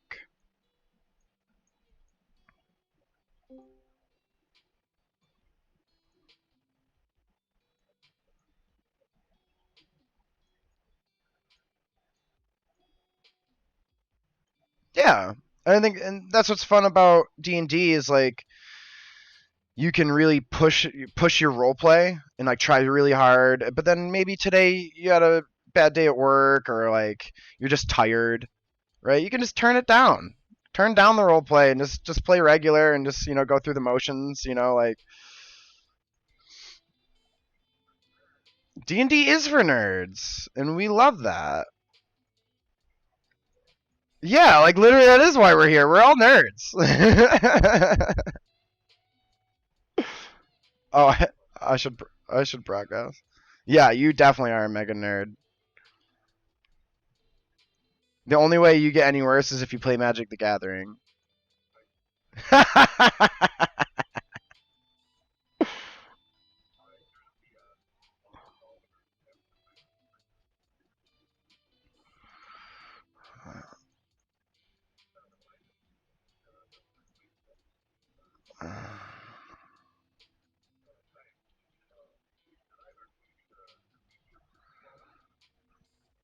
No. You got a nerd room? Nice. He's like, it's just a closet these days, but we have aspirations. I feel you on I feel you on that.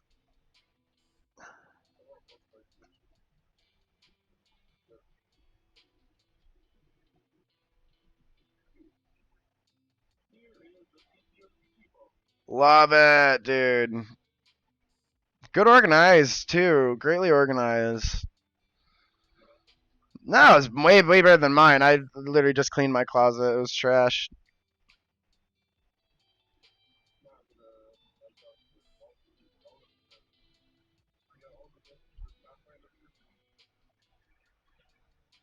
Into one short adventure. Yeah, Stormy. I mute my Discord friends just to give them their own privacy. Um, they're more than welcome to join the chat, though. Yeah. um, yeah, I used to be like whatever, but then I was talking to one of my buddies and they were all uncomfortable. So I was like, you know what? I should probably not presume that it's okay. And I've actually been a little bit more like upfront about to people like, hey, is it cool? Like when I D&D, I'm like, hey, is it cool if I stream? So back to Stormy Snow's campaign here. Is that like the big main quest line? Is that like it? Is that like your story? Remove the Wendigo curse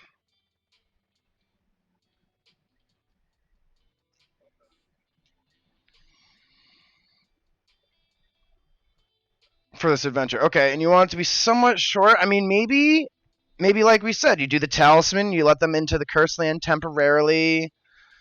The blood moon isn't here yet. Maybe they're going and looking for clues of the phoenix and they find a phoenix feather. And this feather not only foreshadows the phoenix that they're finding, gives them a piece of the phoenix so they can touch it, makes it real. They talk about it, and then they can use that feather for something important, like removing a curse or making another talisman that prevents curse, or you know what I mean. So that way you tie the phoenix in early, but you don't let it be seen. It's just a feather they find. Like maybe they go to its quote unquote nesting area and it's abandoned and just in the nest is a feather. And then there's like another creature they have to fight, a Wendigo, perhaps. And that can be the 24-hour quest to go in and out. You start with the Phoenix story, you start with the Wendigo, the taste of the Cursed Land. Yeah. So you don't wanna like give them too much too soon. Like I think, and in this aspect, and also you want it to be a shorter adventure campaign, right? So you don't want to, I guess, give them something that doesn't that leads away from the main story. So that's what my idea with the feather of the phoenix is. It's towards the phoenix, towards the story you're trying to create, but it's a very small step towards it. And Phoenix is a magical creature of power, so their feather could be used for an alchemical reagent, or some type of potion, in an enchantment. You could just maybe just give them a +1 cloak because of the feather. I don't know. It's that's all those little minutia points are up to you.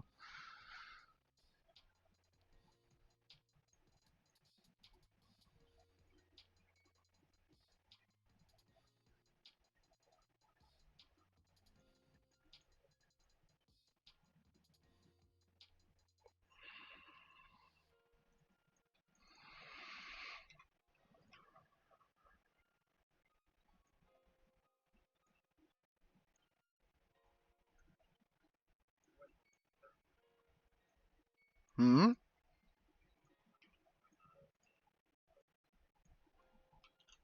Nice.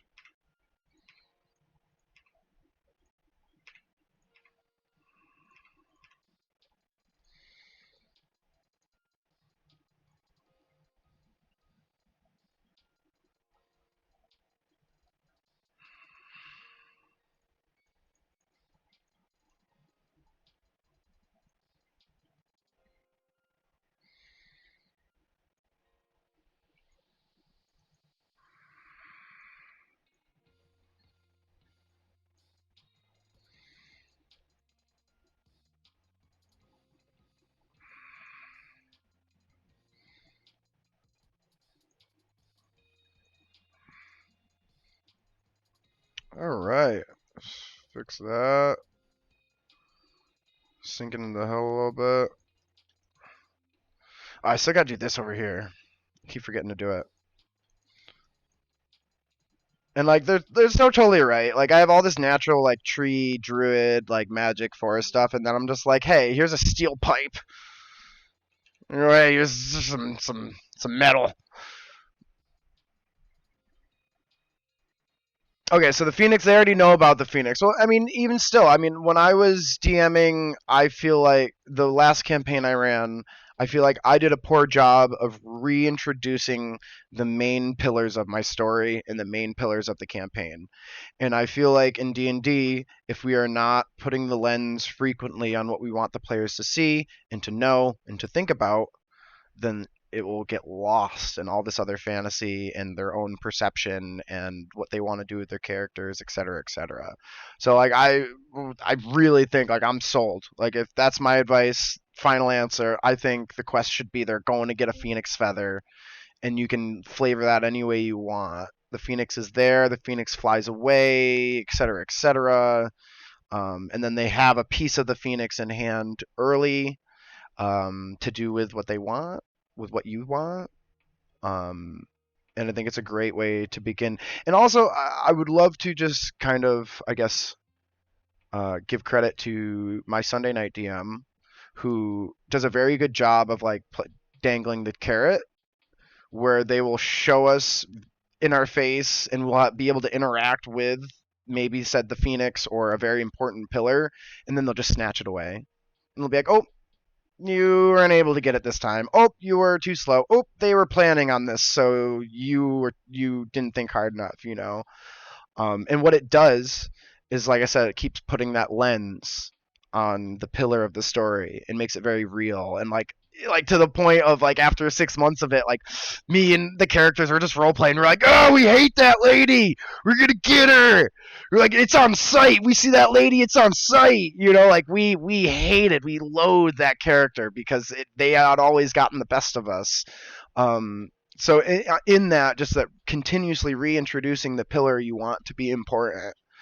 So like maybe it's even like the Pokemon flying over the back scene drop, like the first episode of Ash Ketchum, where he sees this legendary Pokemon fly away. Maybe they see the Phoenix fly off in the distance.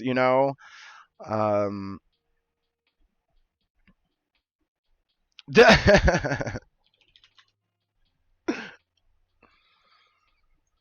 so I think I'm done with the fauna. I love it. It's big. The windows are exposed. This looks so effing good. I am in love with this, dude. In love.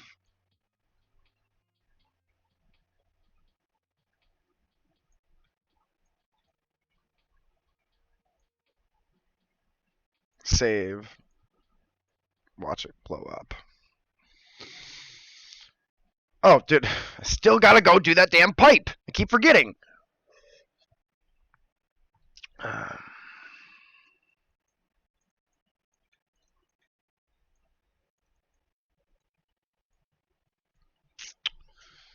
Cave.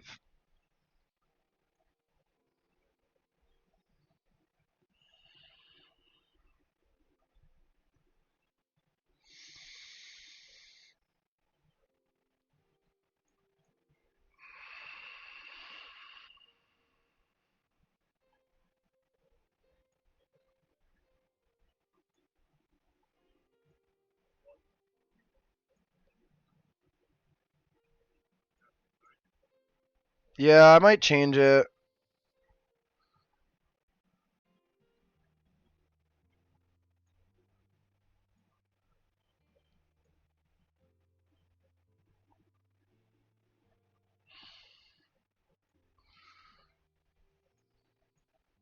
I might change it just because when you're looking at it top down like we are now, it's really, really, really green, and I don't like that. It's like almost off-putting. But when you're in character form, it does look good because it's lighter green. It looks more like water.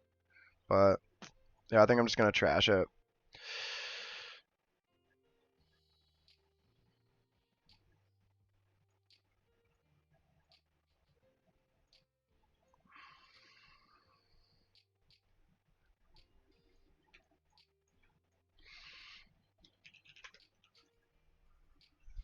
I have to use imagination.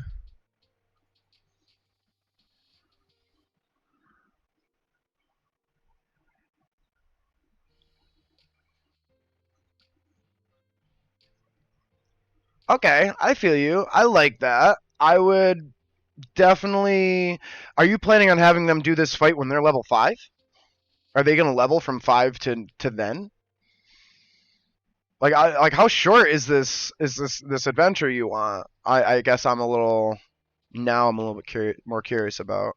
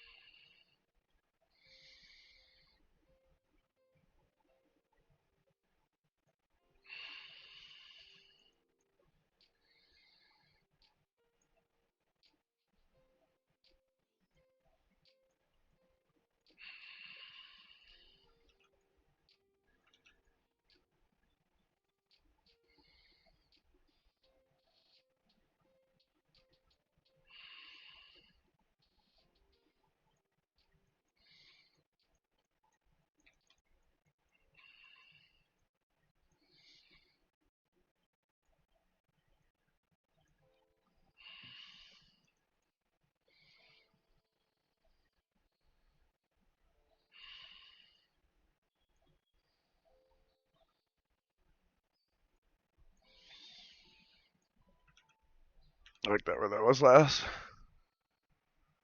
You run with milestone. So this fight's already decided.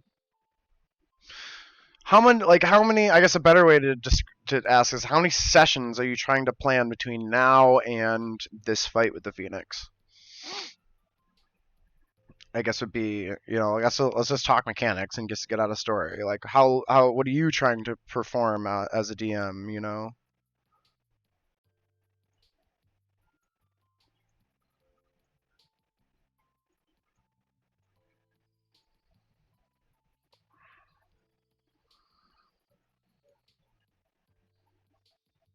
Is it a wild ass dog? probably fine.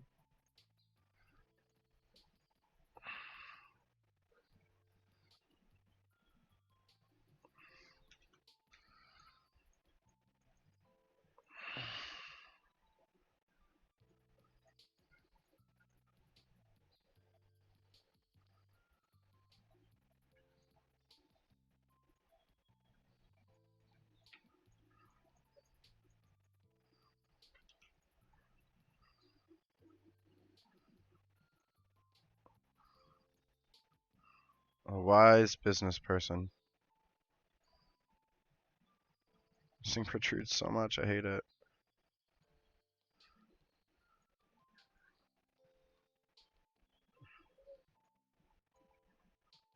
I do not know.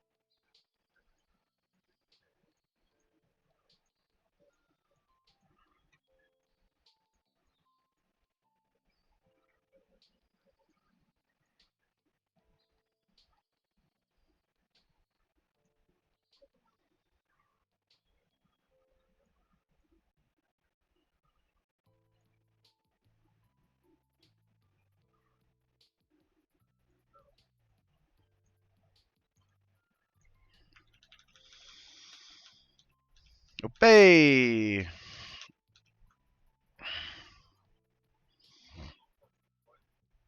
Mm-hmm. Mm-hmm. Mm. It's pretty funny, I guess. Small's all for it.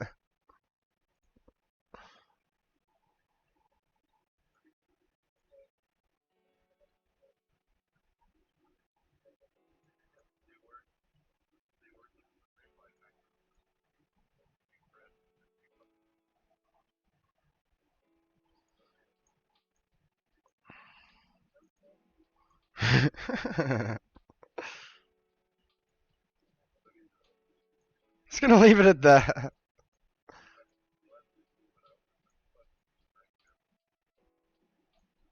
Mm-hmm. Mm-hmm.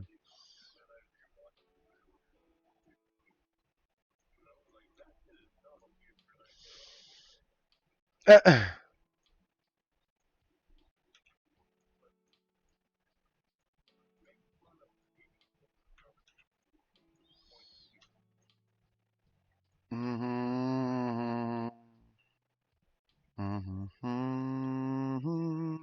Mm-hmm. Do, do.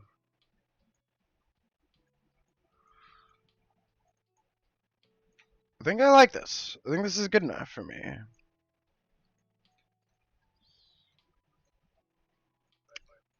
Let's run some dirt up on here.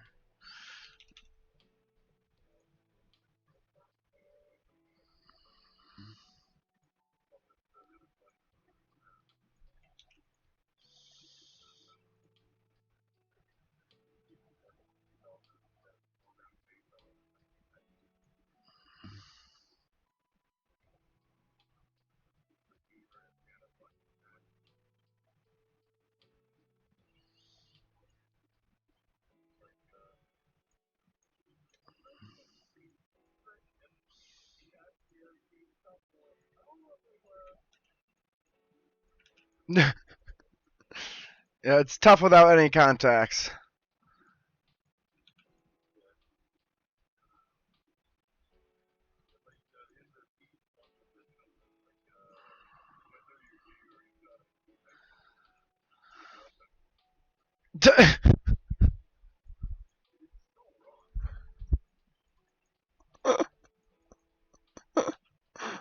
That last one was pretty funny.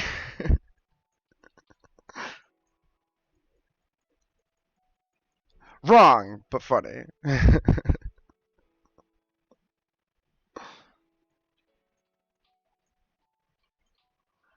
I guess actually we would be doing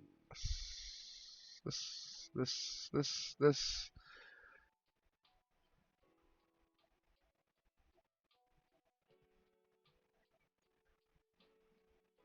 On erase.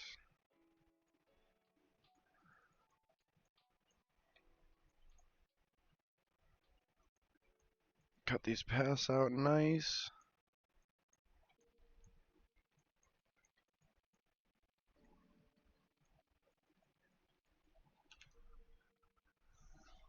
Okay. Let me catch up, Stormy. 6 to 7 sessions. Sessions of 3 hours.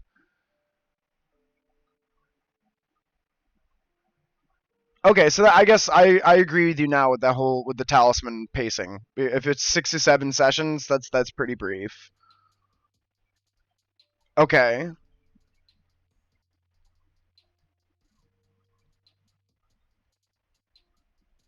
Okay, I like that. It's a crafting mechanic. It keeps them invested in the curse and allows them to have agency in the curse, so they don't feel like they have nothing to do. They feel like they can actively fight it, and then perhaps like if they don't, they will also feel responsible in the sense of, well, I chose not to go acquire talismans and do this stuff. Um,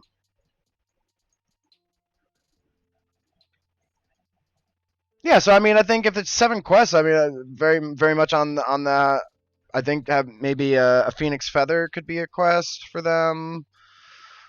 I think perhaps acquiring more information on this curse is going to be very important. Um,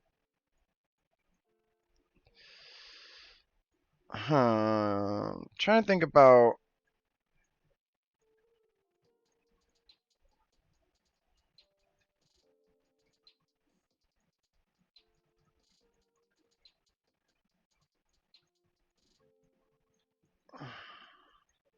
Trying to think about other things that could be kind of soft story relevant from what I've obtained so far.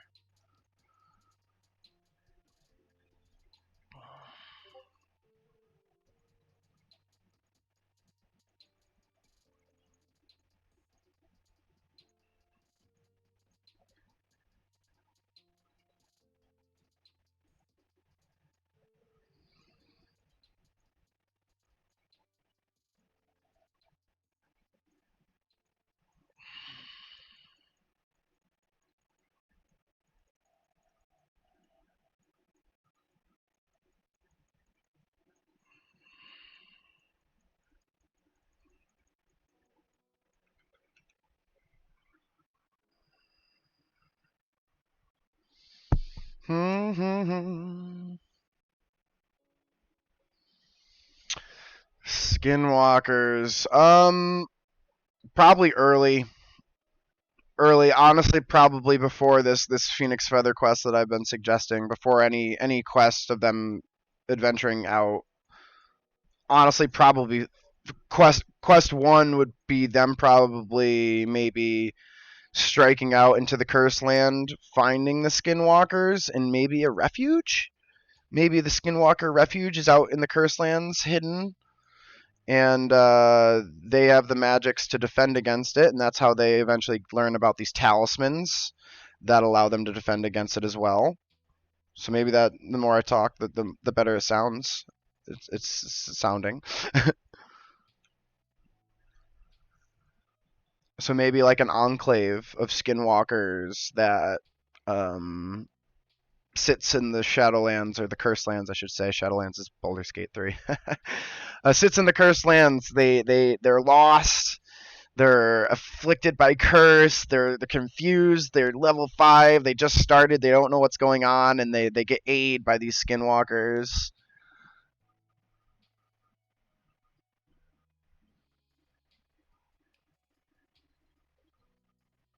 Okay, yeah. Maybe they get abducted by these skinwalkers, and they're originally like, "We don't trust you. We think you're the enemy." And then through conversation and role play, the characters can kind of out themselves that they're not, and they're here to help, and for whatever reason.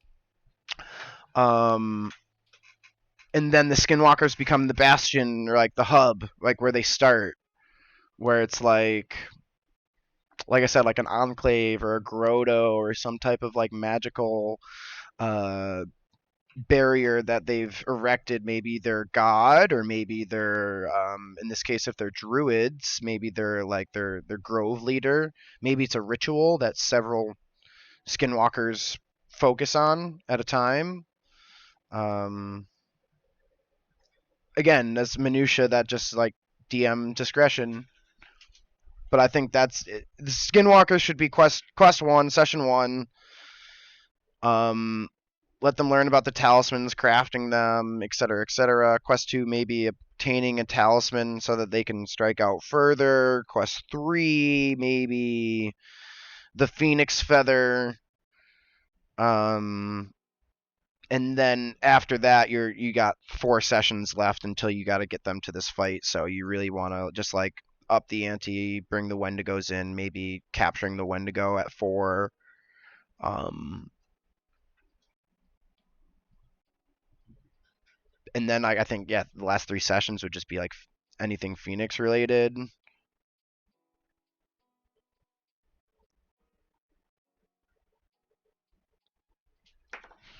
I don't know. What do you think? That sounds pretty good.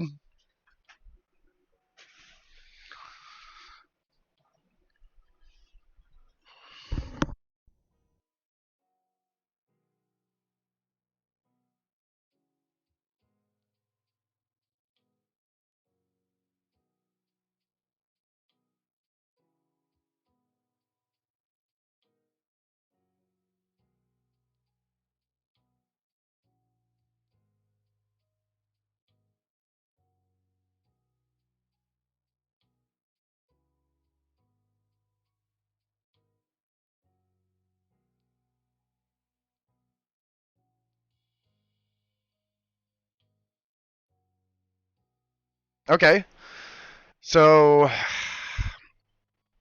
I guess that might answer the question of like maybe what's our third or fourth quest, and there are 7 quests we have here.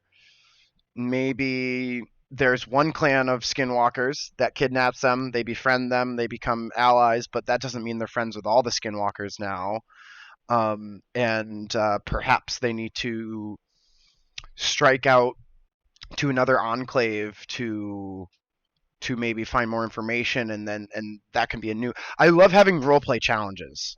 And no matter what your mechanic system you're using, 5e or Pathfinder, role play challenges are awesome because they give the characters the most agency, in my opinion, and it's really what we came to the table to do. So like having them have to discuss how they're going to approach a hostile enclave that they need to befriend, and then giving them skill checks as they come in the door, et cetera, et cetera.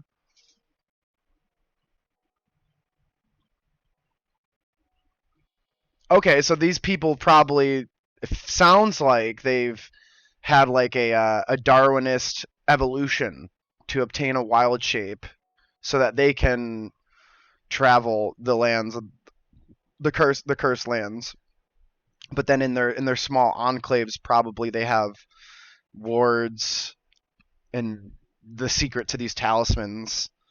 But they don't actually need them because they just travel the scape as animals. I love that. I love that. It's like got this native vibe to it.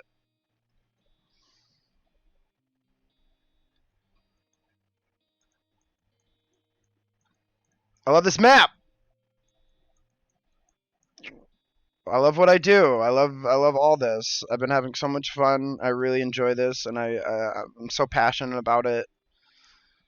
Um, Whether it's just kind of helping you, Stormy, just figure out where you want the direction of your campaign to go. Like I'm just full on board for this tabletop lifestyle. So I'm really excited next year to kind of put my whole heart into it and really strike my name out there. And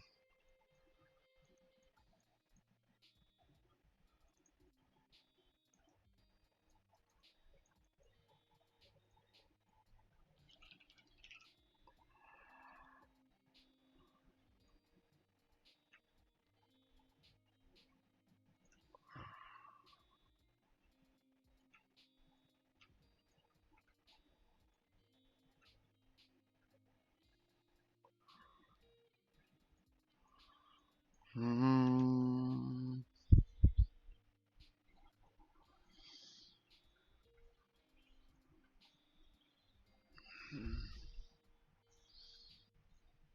Session 4, they now have talismans, so they can reach further in the Cursed Lands, and they can maybe contact another tribe of skinwalkers.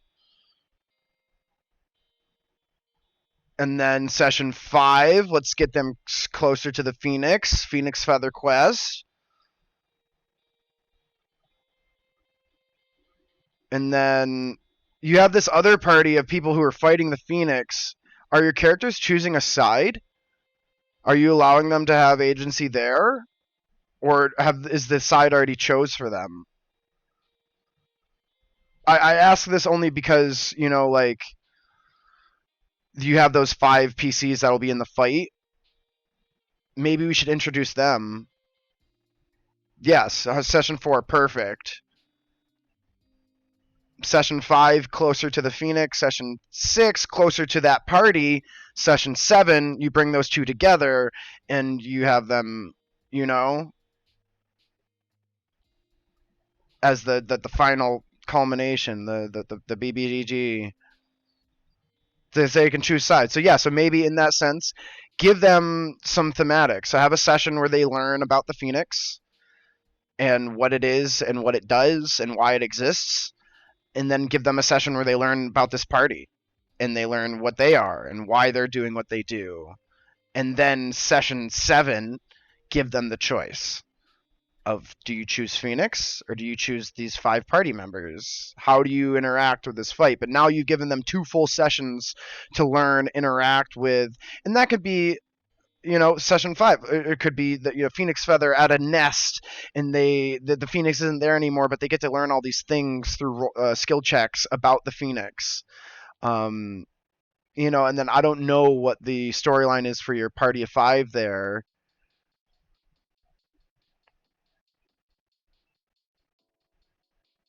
Okay, so the Phoenix Feather is very important for you. So you can't do the Phoenix Feather. So maybe it's just no feather. They just go to the nest and they get to discern a bunch of things about the Phoenix.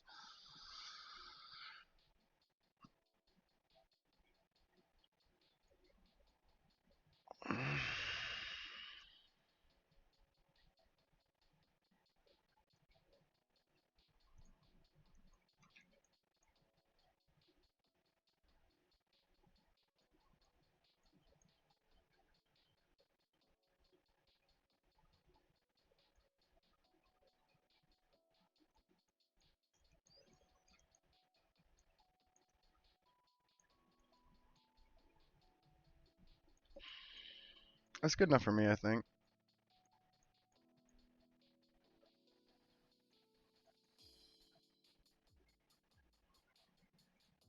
Yeah.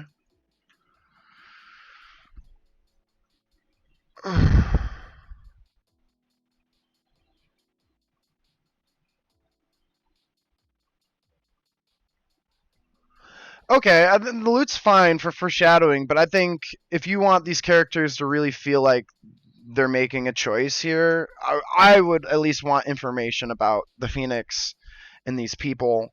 So maybe it's even as far as they meet these people in a tavern and they don't know their purpose yet, and they get to kind of meet these people off the clock, right? Maybe they get to have some drinks with these people or just chat by a fire and get to know these people. And then at the end of the campaign, they're like, oh, that's why you're here. You know what I mean?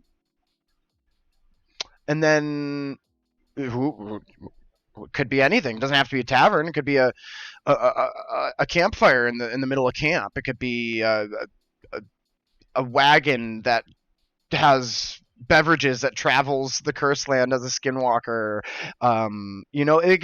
Whatever the reason is to have a group of people kind of sit down and discuss.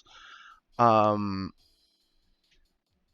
I don't know if this party would be in a skinwalker village. I don't know what your actual landscape looks like. Maybe they meet these people outside of the cursed land. Does that exist? Is the whole land cursed? Are they ever outside of it? Are they always in it?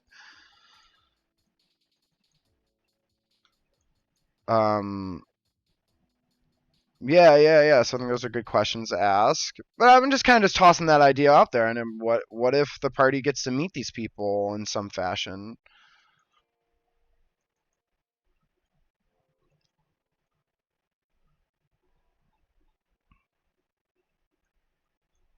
I think I like that better.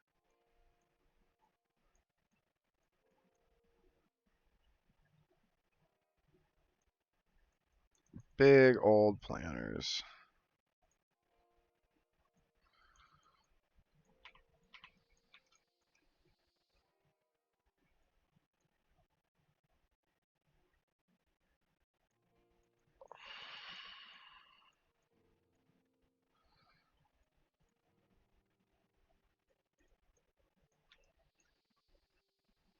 Yeah, that looks good. It's exactly what I envisioned. That side's good. That side's not good. I just want to finish covering up everything, so I'm actually done. I'm actually done with look at these trees. Done with the foliage.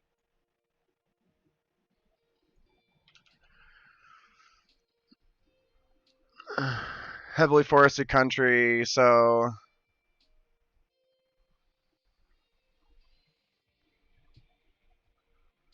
perhaps I think yeah maybe a brief dungeon, a temple, if you will. Um, when I do open scape campaigns, I like to at least have like one or two renditions of a quote unquote dungeon in some fashion. Like I don't want them to be like trapped in this dungeon forever. And I think I've learned my lesson doing that. Um, but yeah, I think short, brief dungeons have their place, especially if you're not going to be having them extensively.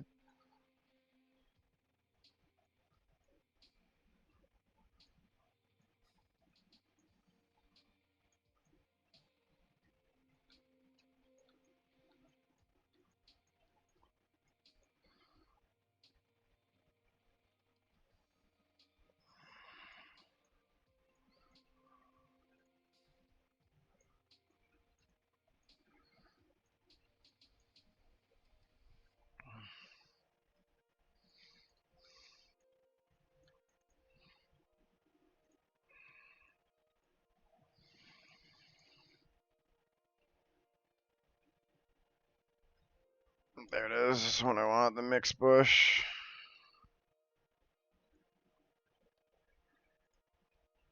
Not Majesty Palm.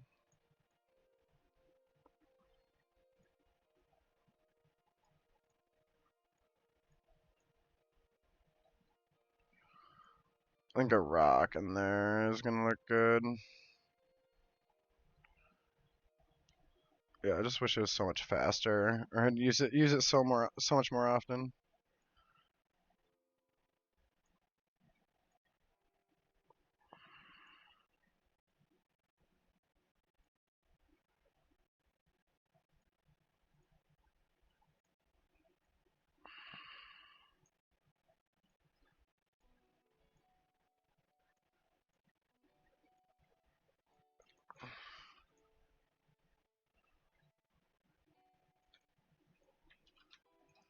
Do do do do do do do do do do do do.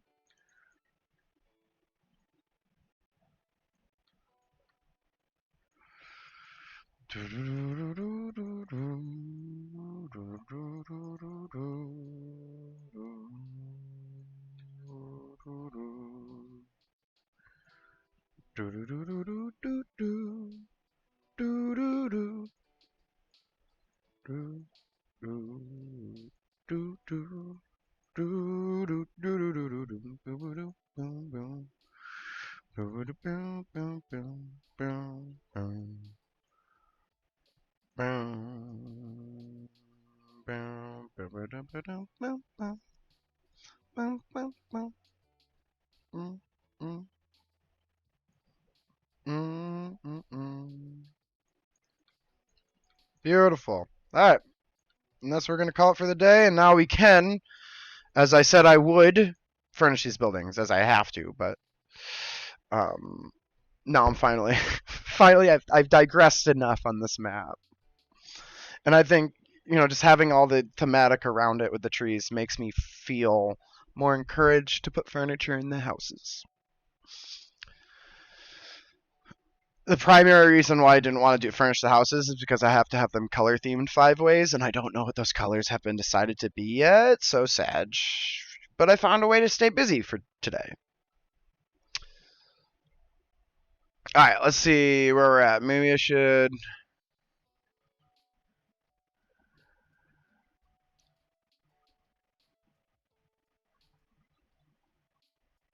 Okay.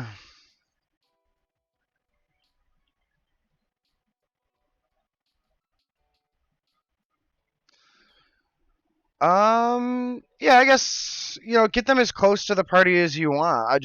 I feel like, again, just like I want to introduce them in some fashion.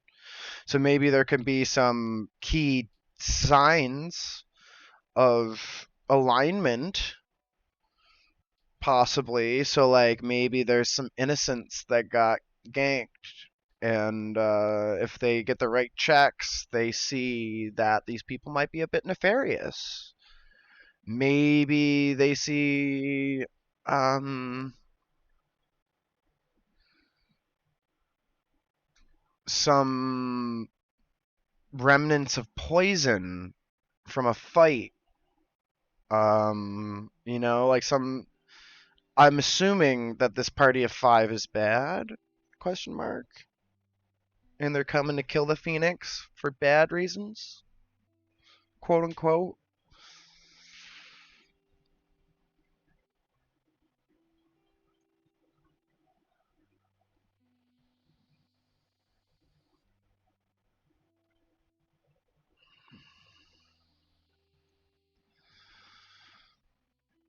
Yeah, so they're bad. All right, cool. So that makes my conversation a bit easier. So yeah, they're bad. So maybe if you don't want to introduce them entirely to these people, you could just have them that one dungeon. What is the dungeon? Who was it? Maybe it's a temple. Maybe there's some innocent priests there, some innocent druids there. Maybe there's just some innocent animals there. And this cult's like, they come in there, freaking guns ablazing. There's gunpowder marks. There's poison remnants in the blood. There's clear signs of debauchery and cultery. Some symbols. I think that's probably the best way to do it. Maybe leave a bunch of clues that might allude to how these people fight, like poison and gunpowder, right? They use guns. They use poison, right? Um, and put those behind skill checks, but then also put like a big fat cult sign, like spray painted or just like marked in blood, however you want to do it, on the wall. So they walk into this dungeon. You're like, big red flag. Here's this cult sign, and then in this room or in this place, there's a whole bunch of clues that they can then go searching for. That'll give them more tangible evidence of these people being bad, but also like how they fight and what to expect when they say encounter them at the end of the campaign. That's a good idea. I'm just gonna roam around for a bit. Maybe we can keep chatting, Stormy. It's a good brain session.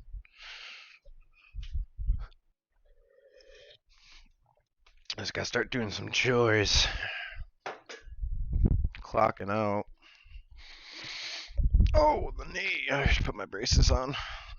Because I'm an old, hobbled man.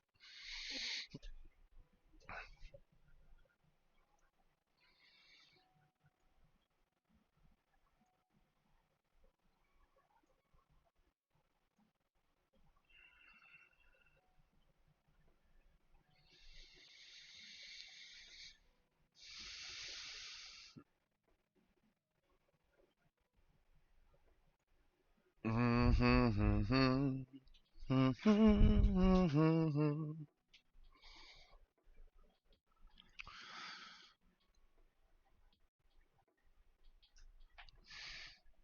think it's a solid session, though. I mean, there's you got a lot of stuff there to go writing about. So I mean, possibly we just put a pin in that. We can pick it up next week. I normally don't stream on Saturday or Sunday. I spend time with my kid, my family. Yeah, yeah, like innocent animals is a great way if you don't want to introduce PCs, like someone who's good or at least even neutral would have no reason to kill an animal, right? And if you wanted to have maybe a temple that's unmanned, no priests or anything in it, that's fine, but maybe put some animals of the forest in there that have been slaughtered for no reason, and then maybe that cult symbol has been placed up in the blood of one of those animals, but they very clearly didn't need to slaughter all these animals. They could have done it with one, but there's like seven here. um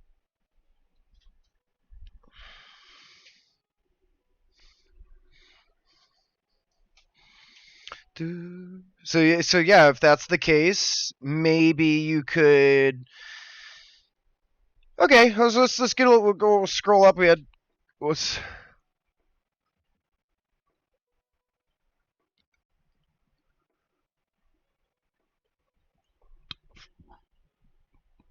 maybe session 2, when they go find the materials for the talismans, they could be going to this temple.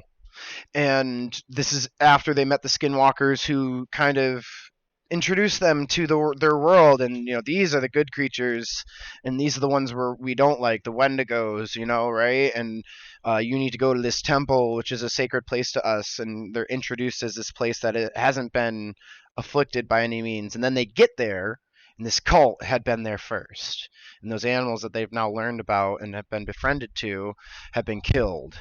And they know that, maybe it's like a specific animal. Maybe it's like, oh, at this temple, red squirrels guard the temple, and it's a specific animal that the skinwalkers are like, we love this animal because they're akin to this temple, right? We'll just say it's a red squirrel, right? It's like, oh, the red squirrel is beloved by our people, and you'll see plenty of them at the temple. That's where they love to thrive, and yada yada. And then they get there, and that one sacred animal has just been thrown across the terrace, and the you know, um, yeah.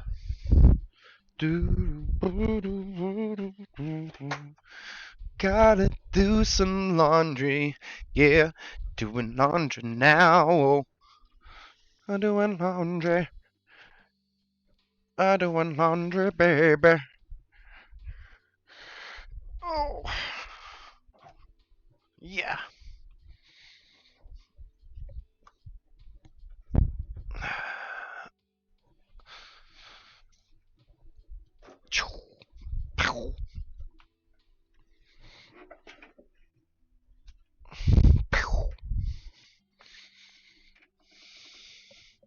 Okay.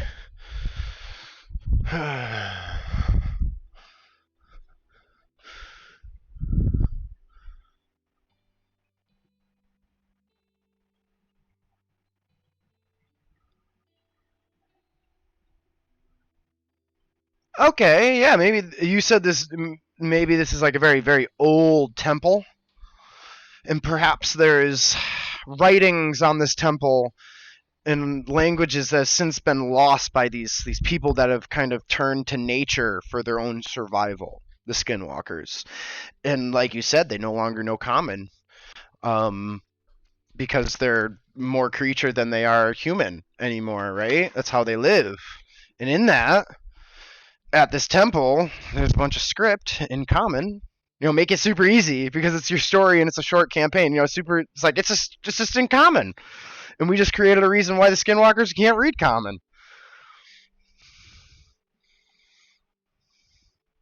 Yeah, I think that's fine. Maybe not everyone. Maybe perhaps there's one who's capable, or a couple. Maybe I don't know. It's more or less your story, so I don't know what you need. Is again, create the tools that you need. But I think just right there, you have a very good thematical reason as to why they don't speak common, and I think that makes more sense than anything. As a player, I wouldn't fight that. I'd be like, okay, all right, these are freaking wolf people. They're half. They're more human, and that's how you can describe them and introduce them. They're more animal than they are human.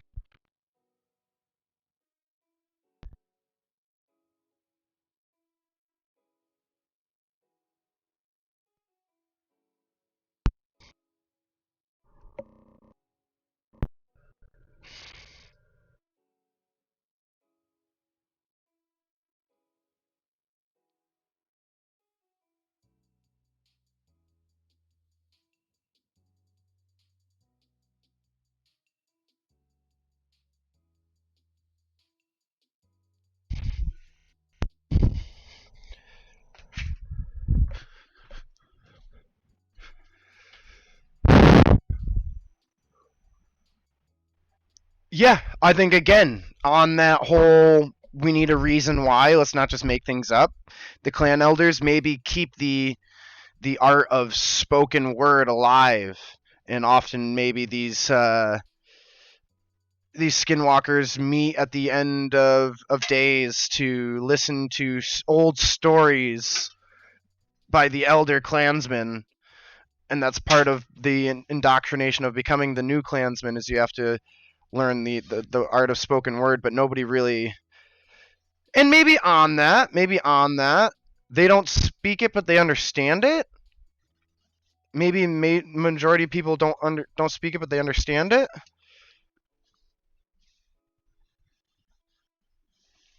Perhaps it could be maybe a mutation thing, or maybe like most of their person is just an animal. Maybe they're not skin changed, they're just half and half, and their top halves are animal and their bottom halves are humanoid. Spitballing here, just making things up. Um,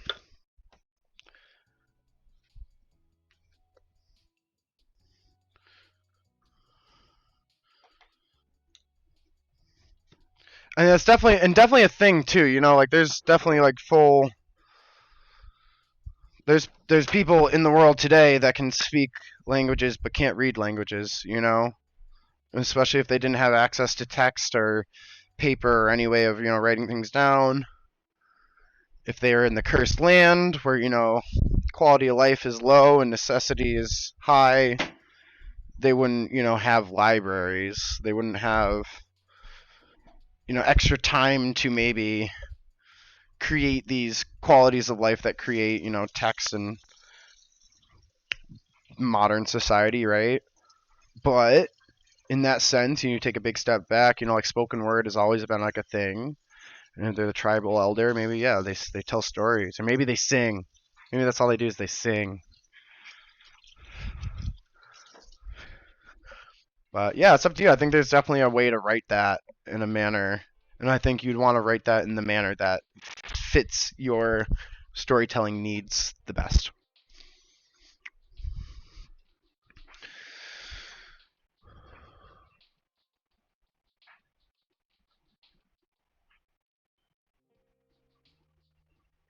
Sure. Yeah. I mean, it can even be like a different dialect of common. Um, doesn't necessarily have to be just common. But yeah, yeah. In the past, and yeah, that's like the big thing because that would be for people in this cursed land trying to survive and life being so hard for them. you know they wouldn't care for that. They would want to communicate for what they need, and the elder, like, that's their responsibility. Like, they got to learn the histories of the past, they have to make decisions, and they have to learn how to speak the word of the old people.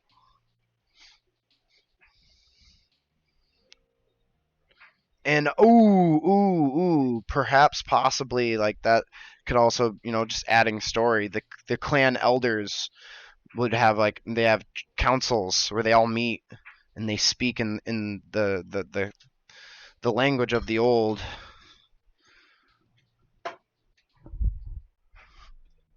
Sure, maybe give the elders some base magic ability.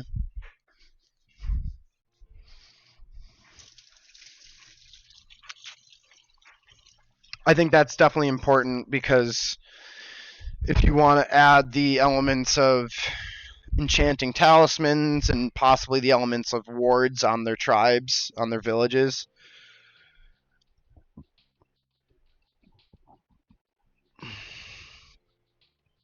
Yeah, let your party have whatever the party has, but I would still want to give your elder some life. Don't make them just like a whole.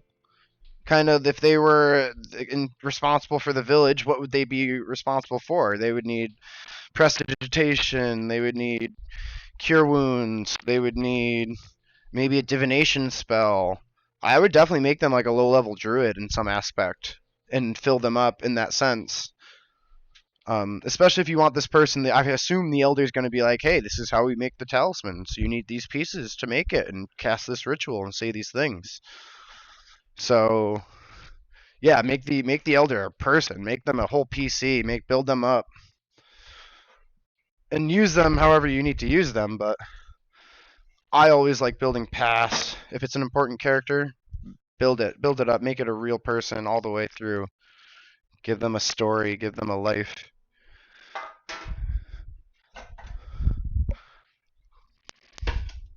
Da dum dum. Da dum dum dum.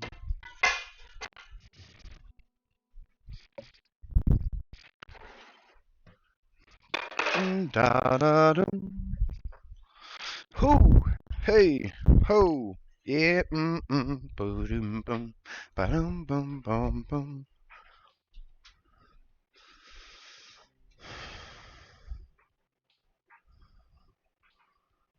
Yeah, I think you're totally safe in that, right? I mean, you don't have to make them level 20 druids, but in some aspect, druid. Um, and like also, I mean, you could play with that as much as you want. Maybe like they dish out some good berries and some buffs to the party members. Maybe these elders can create heroes feasts, even.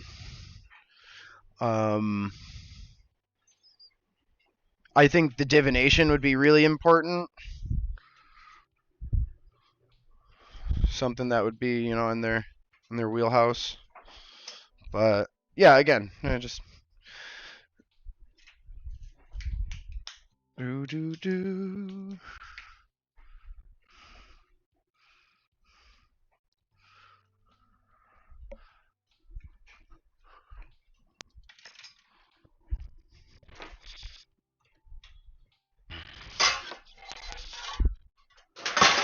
Yes.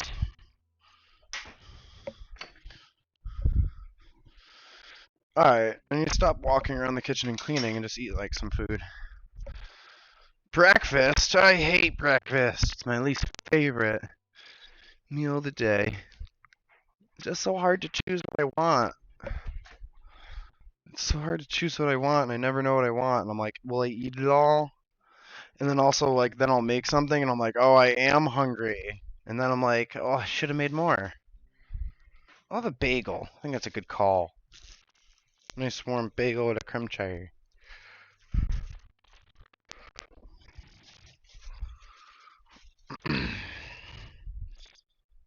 These bagels aren't cut. Gonna have to have a talk with the wife there.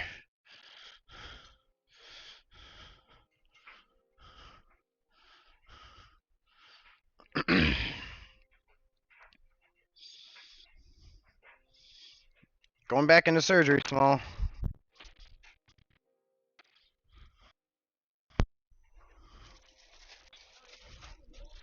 No, it just was right there though. It was when I said your name. Said I'm going back into surgery for my other shoulder. Yeah, I gotta go to the second shoulder now. I know, life's tough.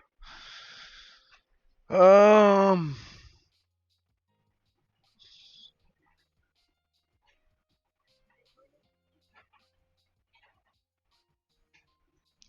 in November 8th, so in about a month.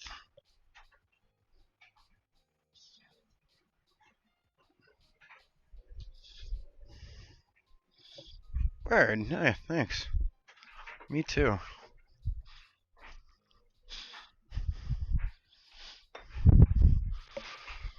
Yeah, good news is just like last time, it's the same doctor who's like the best doctor in arguably the world at this surgery. So I feel confident about the success rate, but even he's capable of mistakes, so there's always a little air of caution and worry.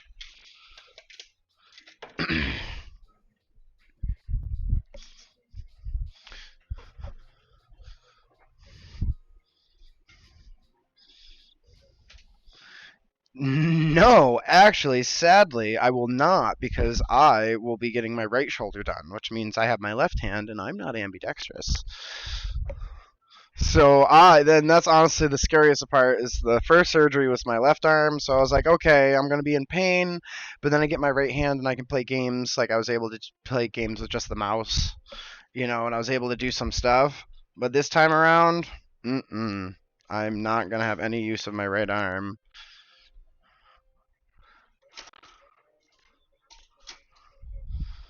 No, no, I'm gonna do the opposite, which is just utilize my brain power and try to be a wealth of information and read and watch videos and do campaign design.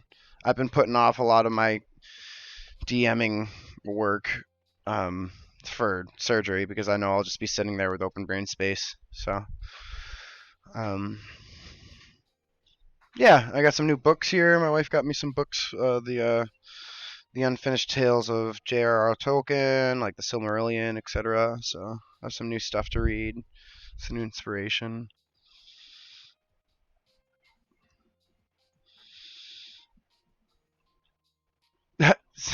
So this is where all this skull stuff has been coming from. This there's all this necro nonsense. Hey, we'll see you later, Stormy. Great brain sesh. Like I said, I'll be back on probably Monday. Yeah, shower thoughts and dream. Always dream about your ideas because then you get better ideas, and then write them down in the mornings. All right, take it easy, Storm.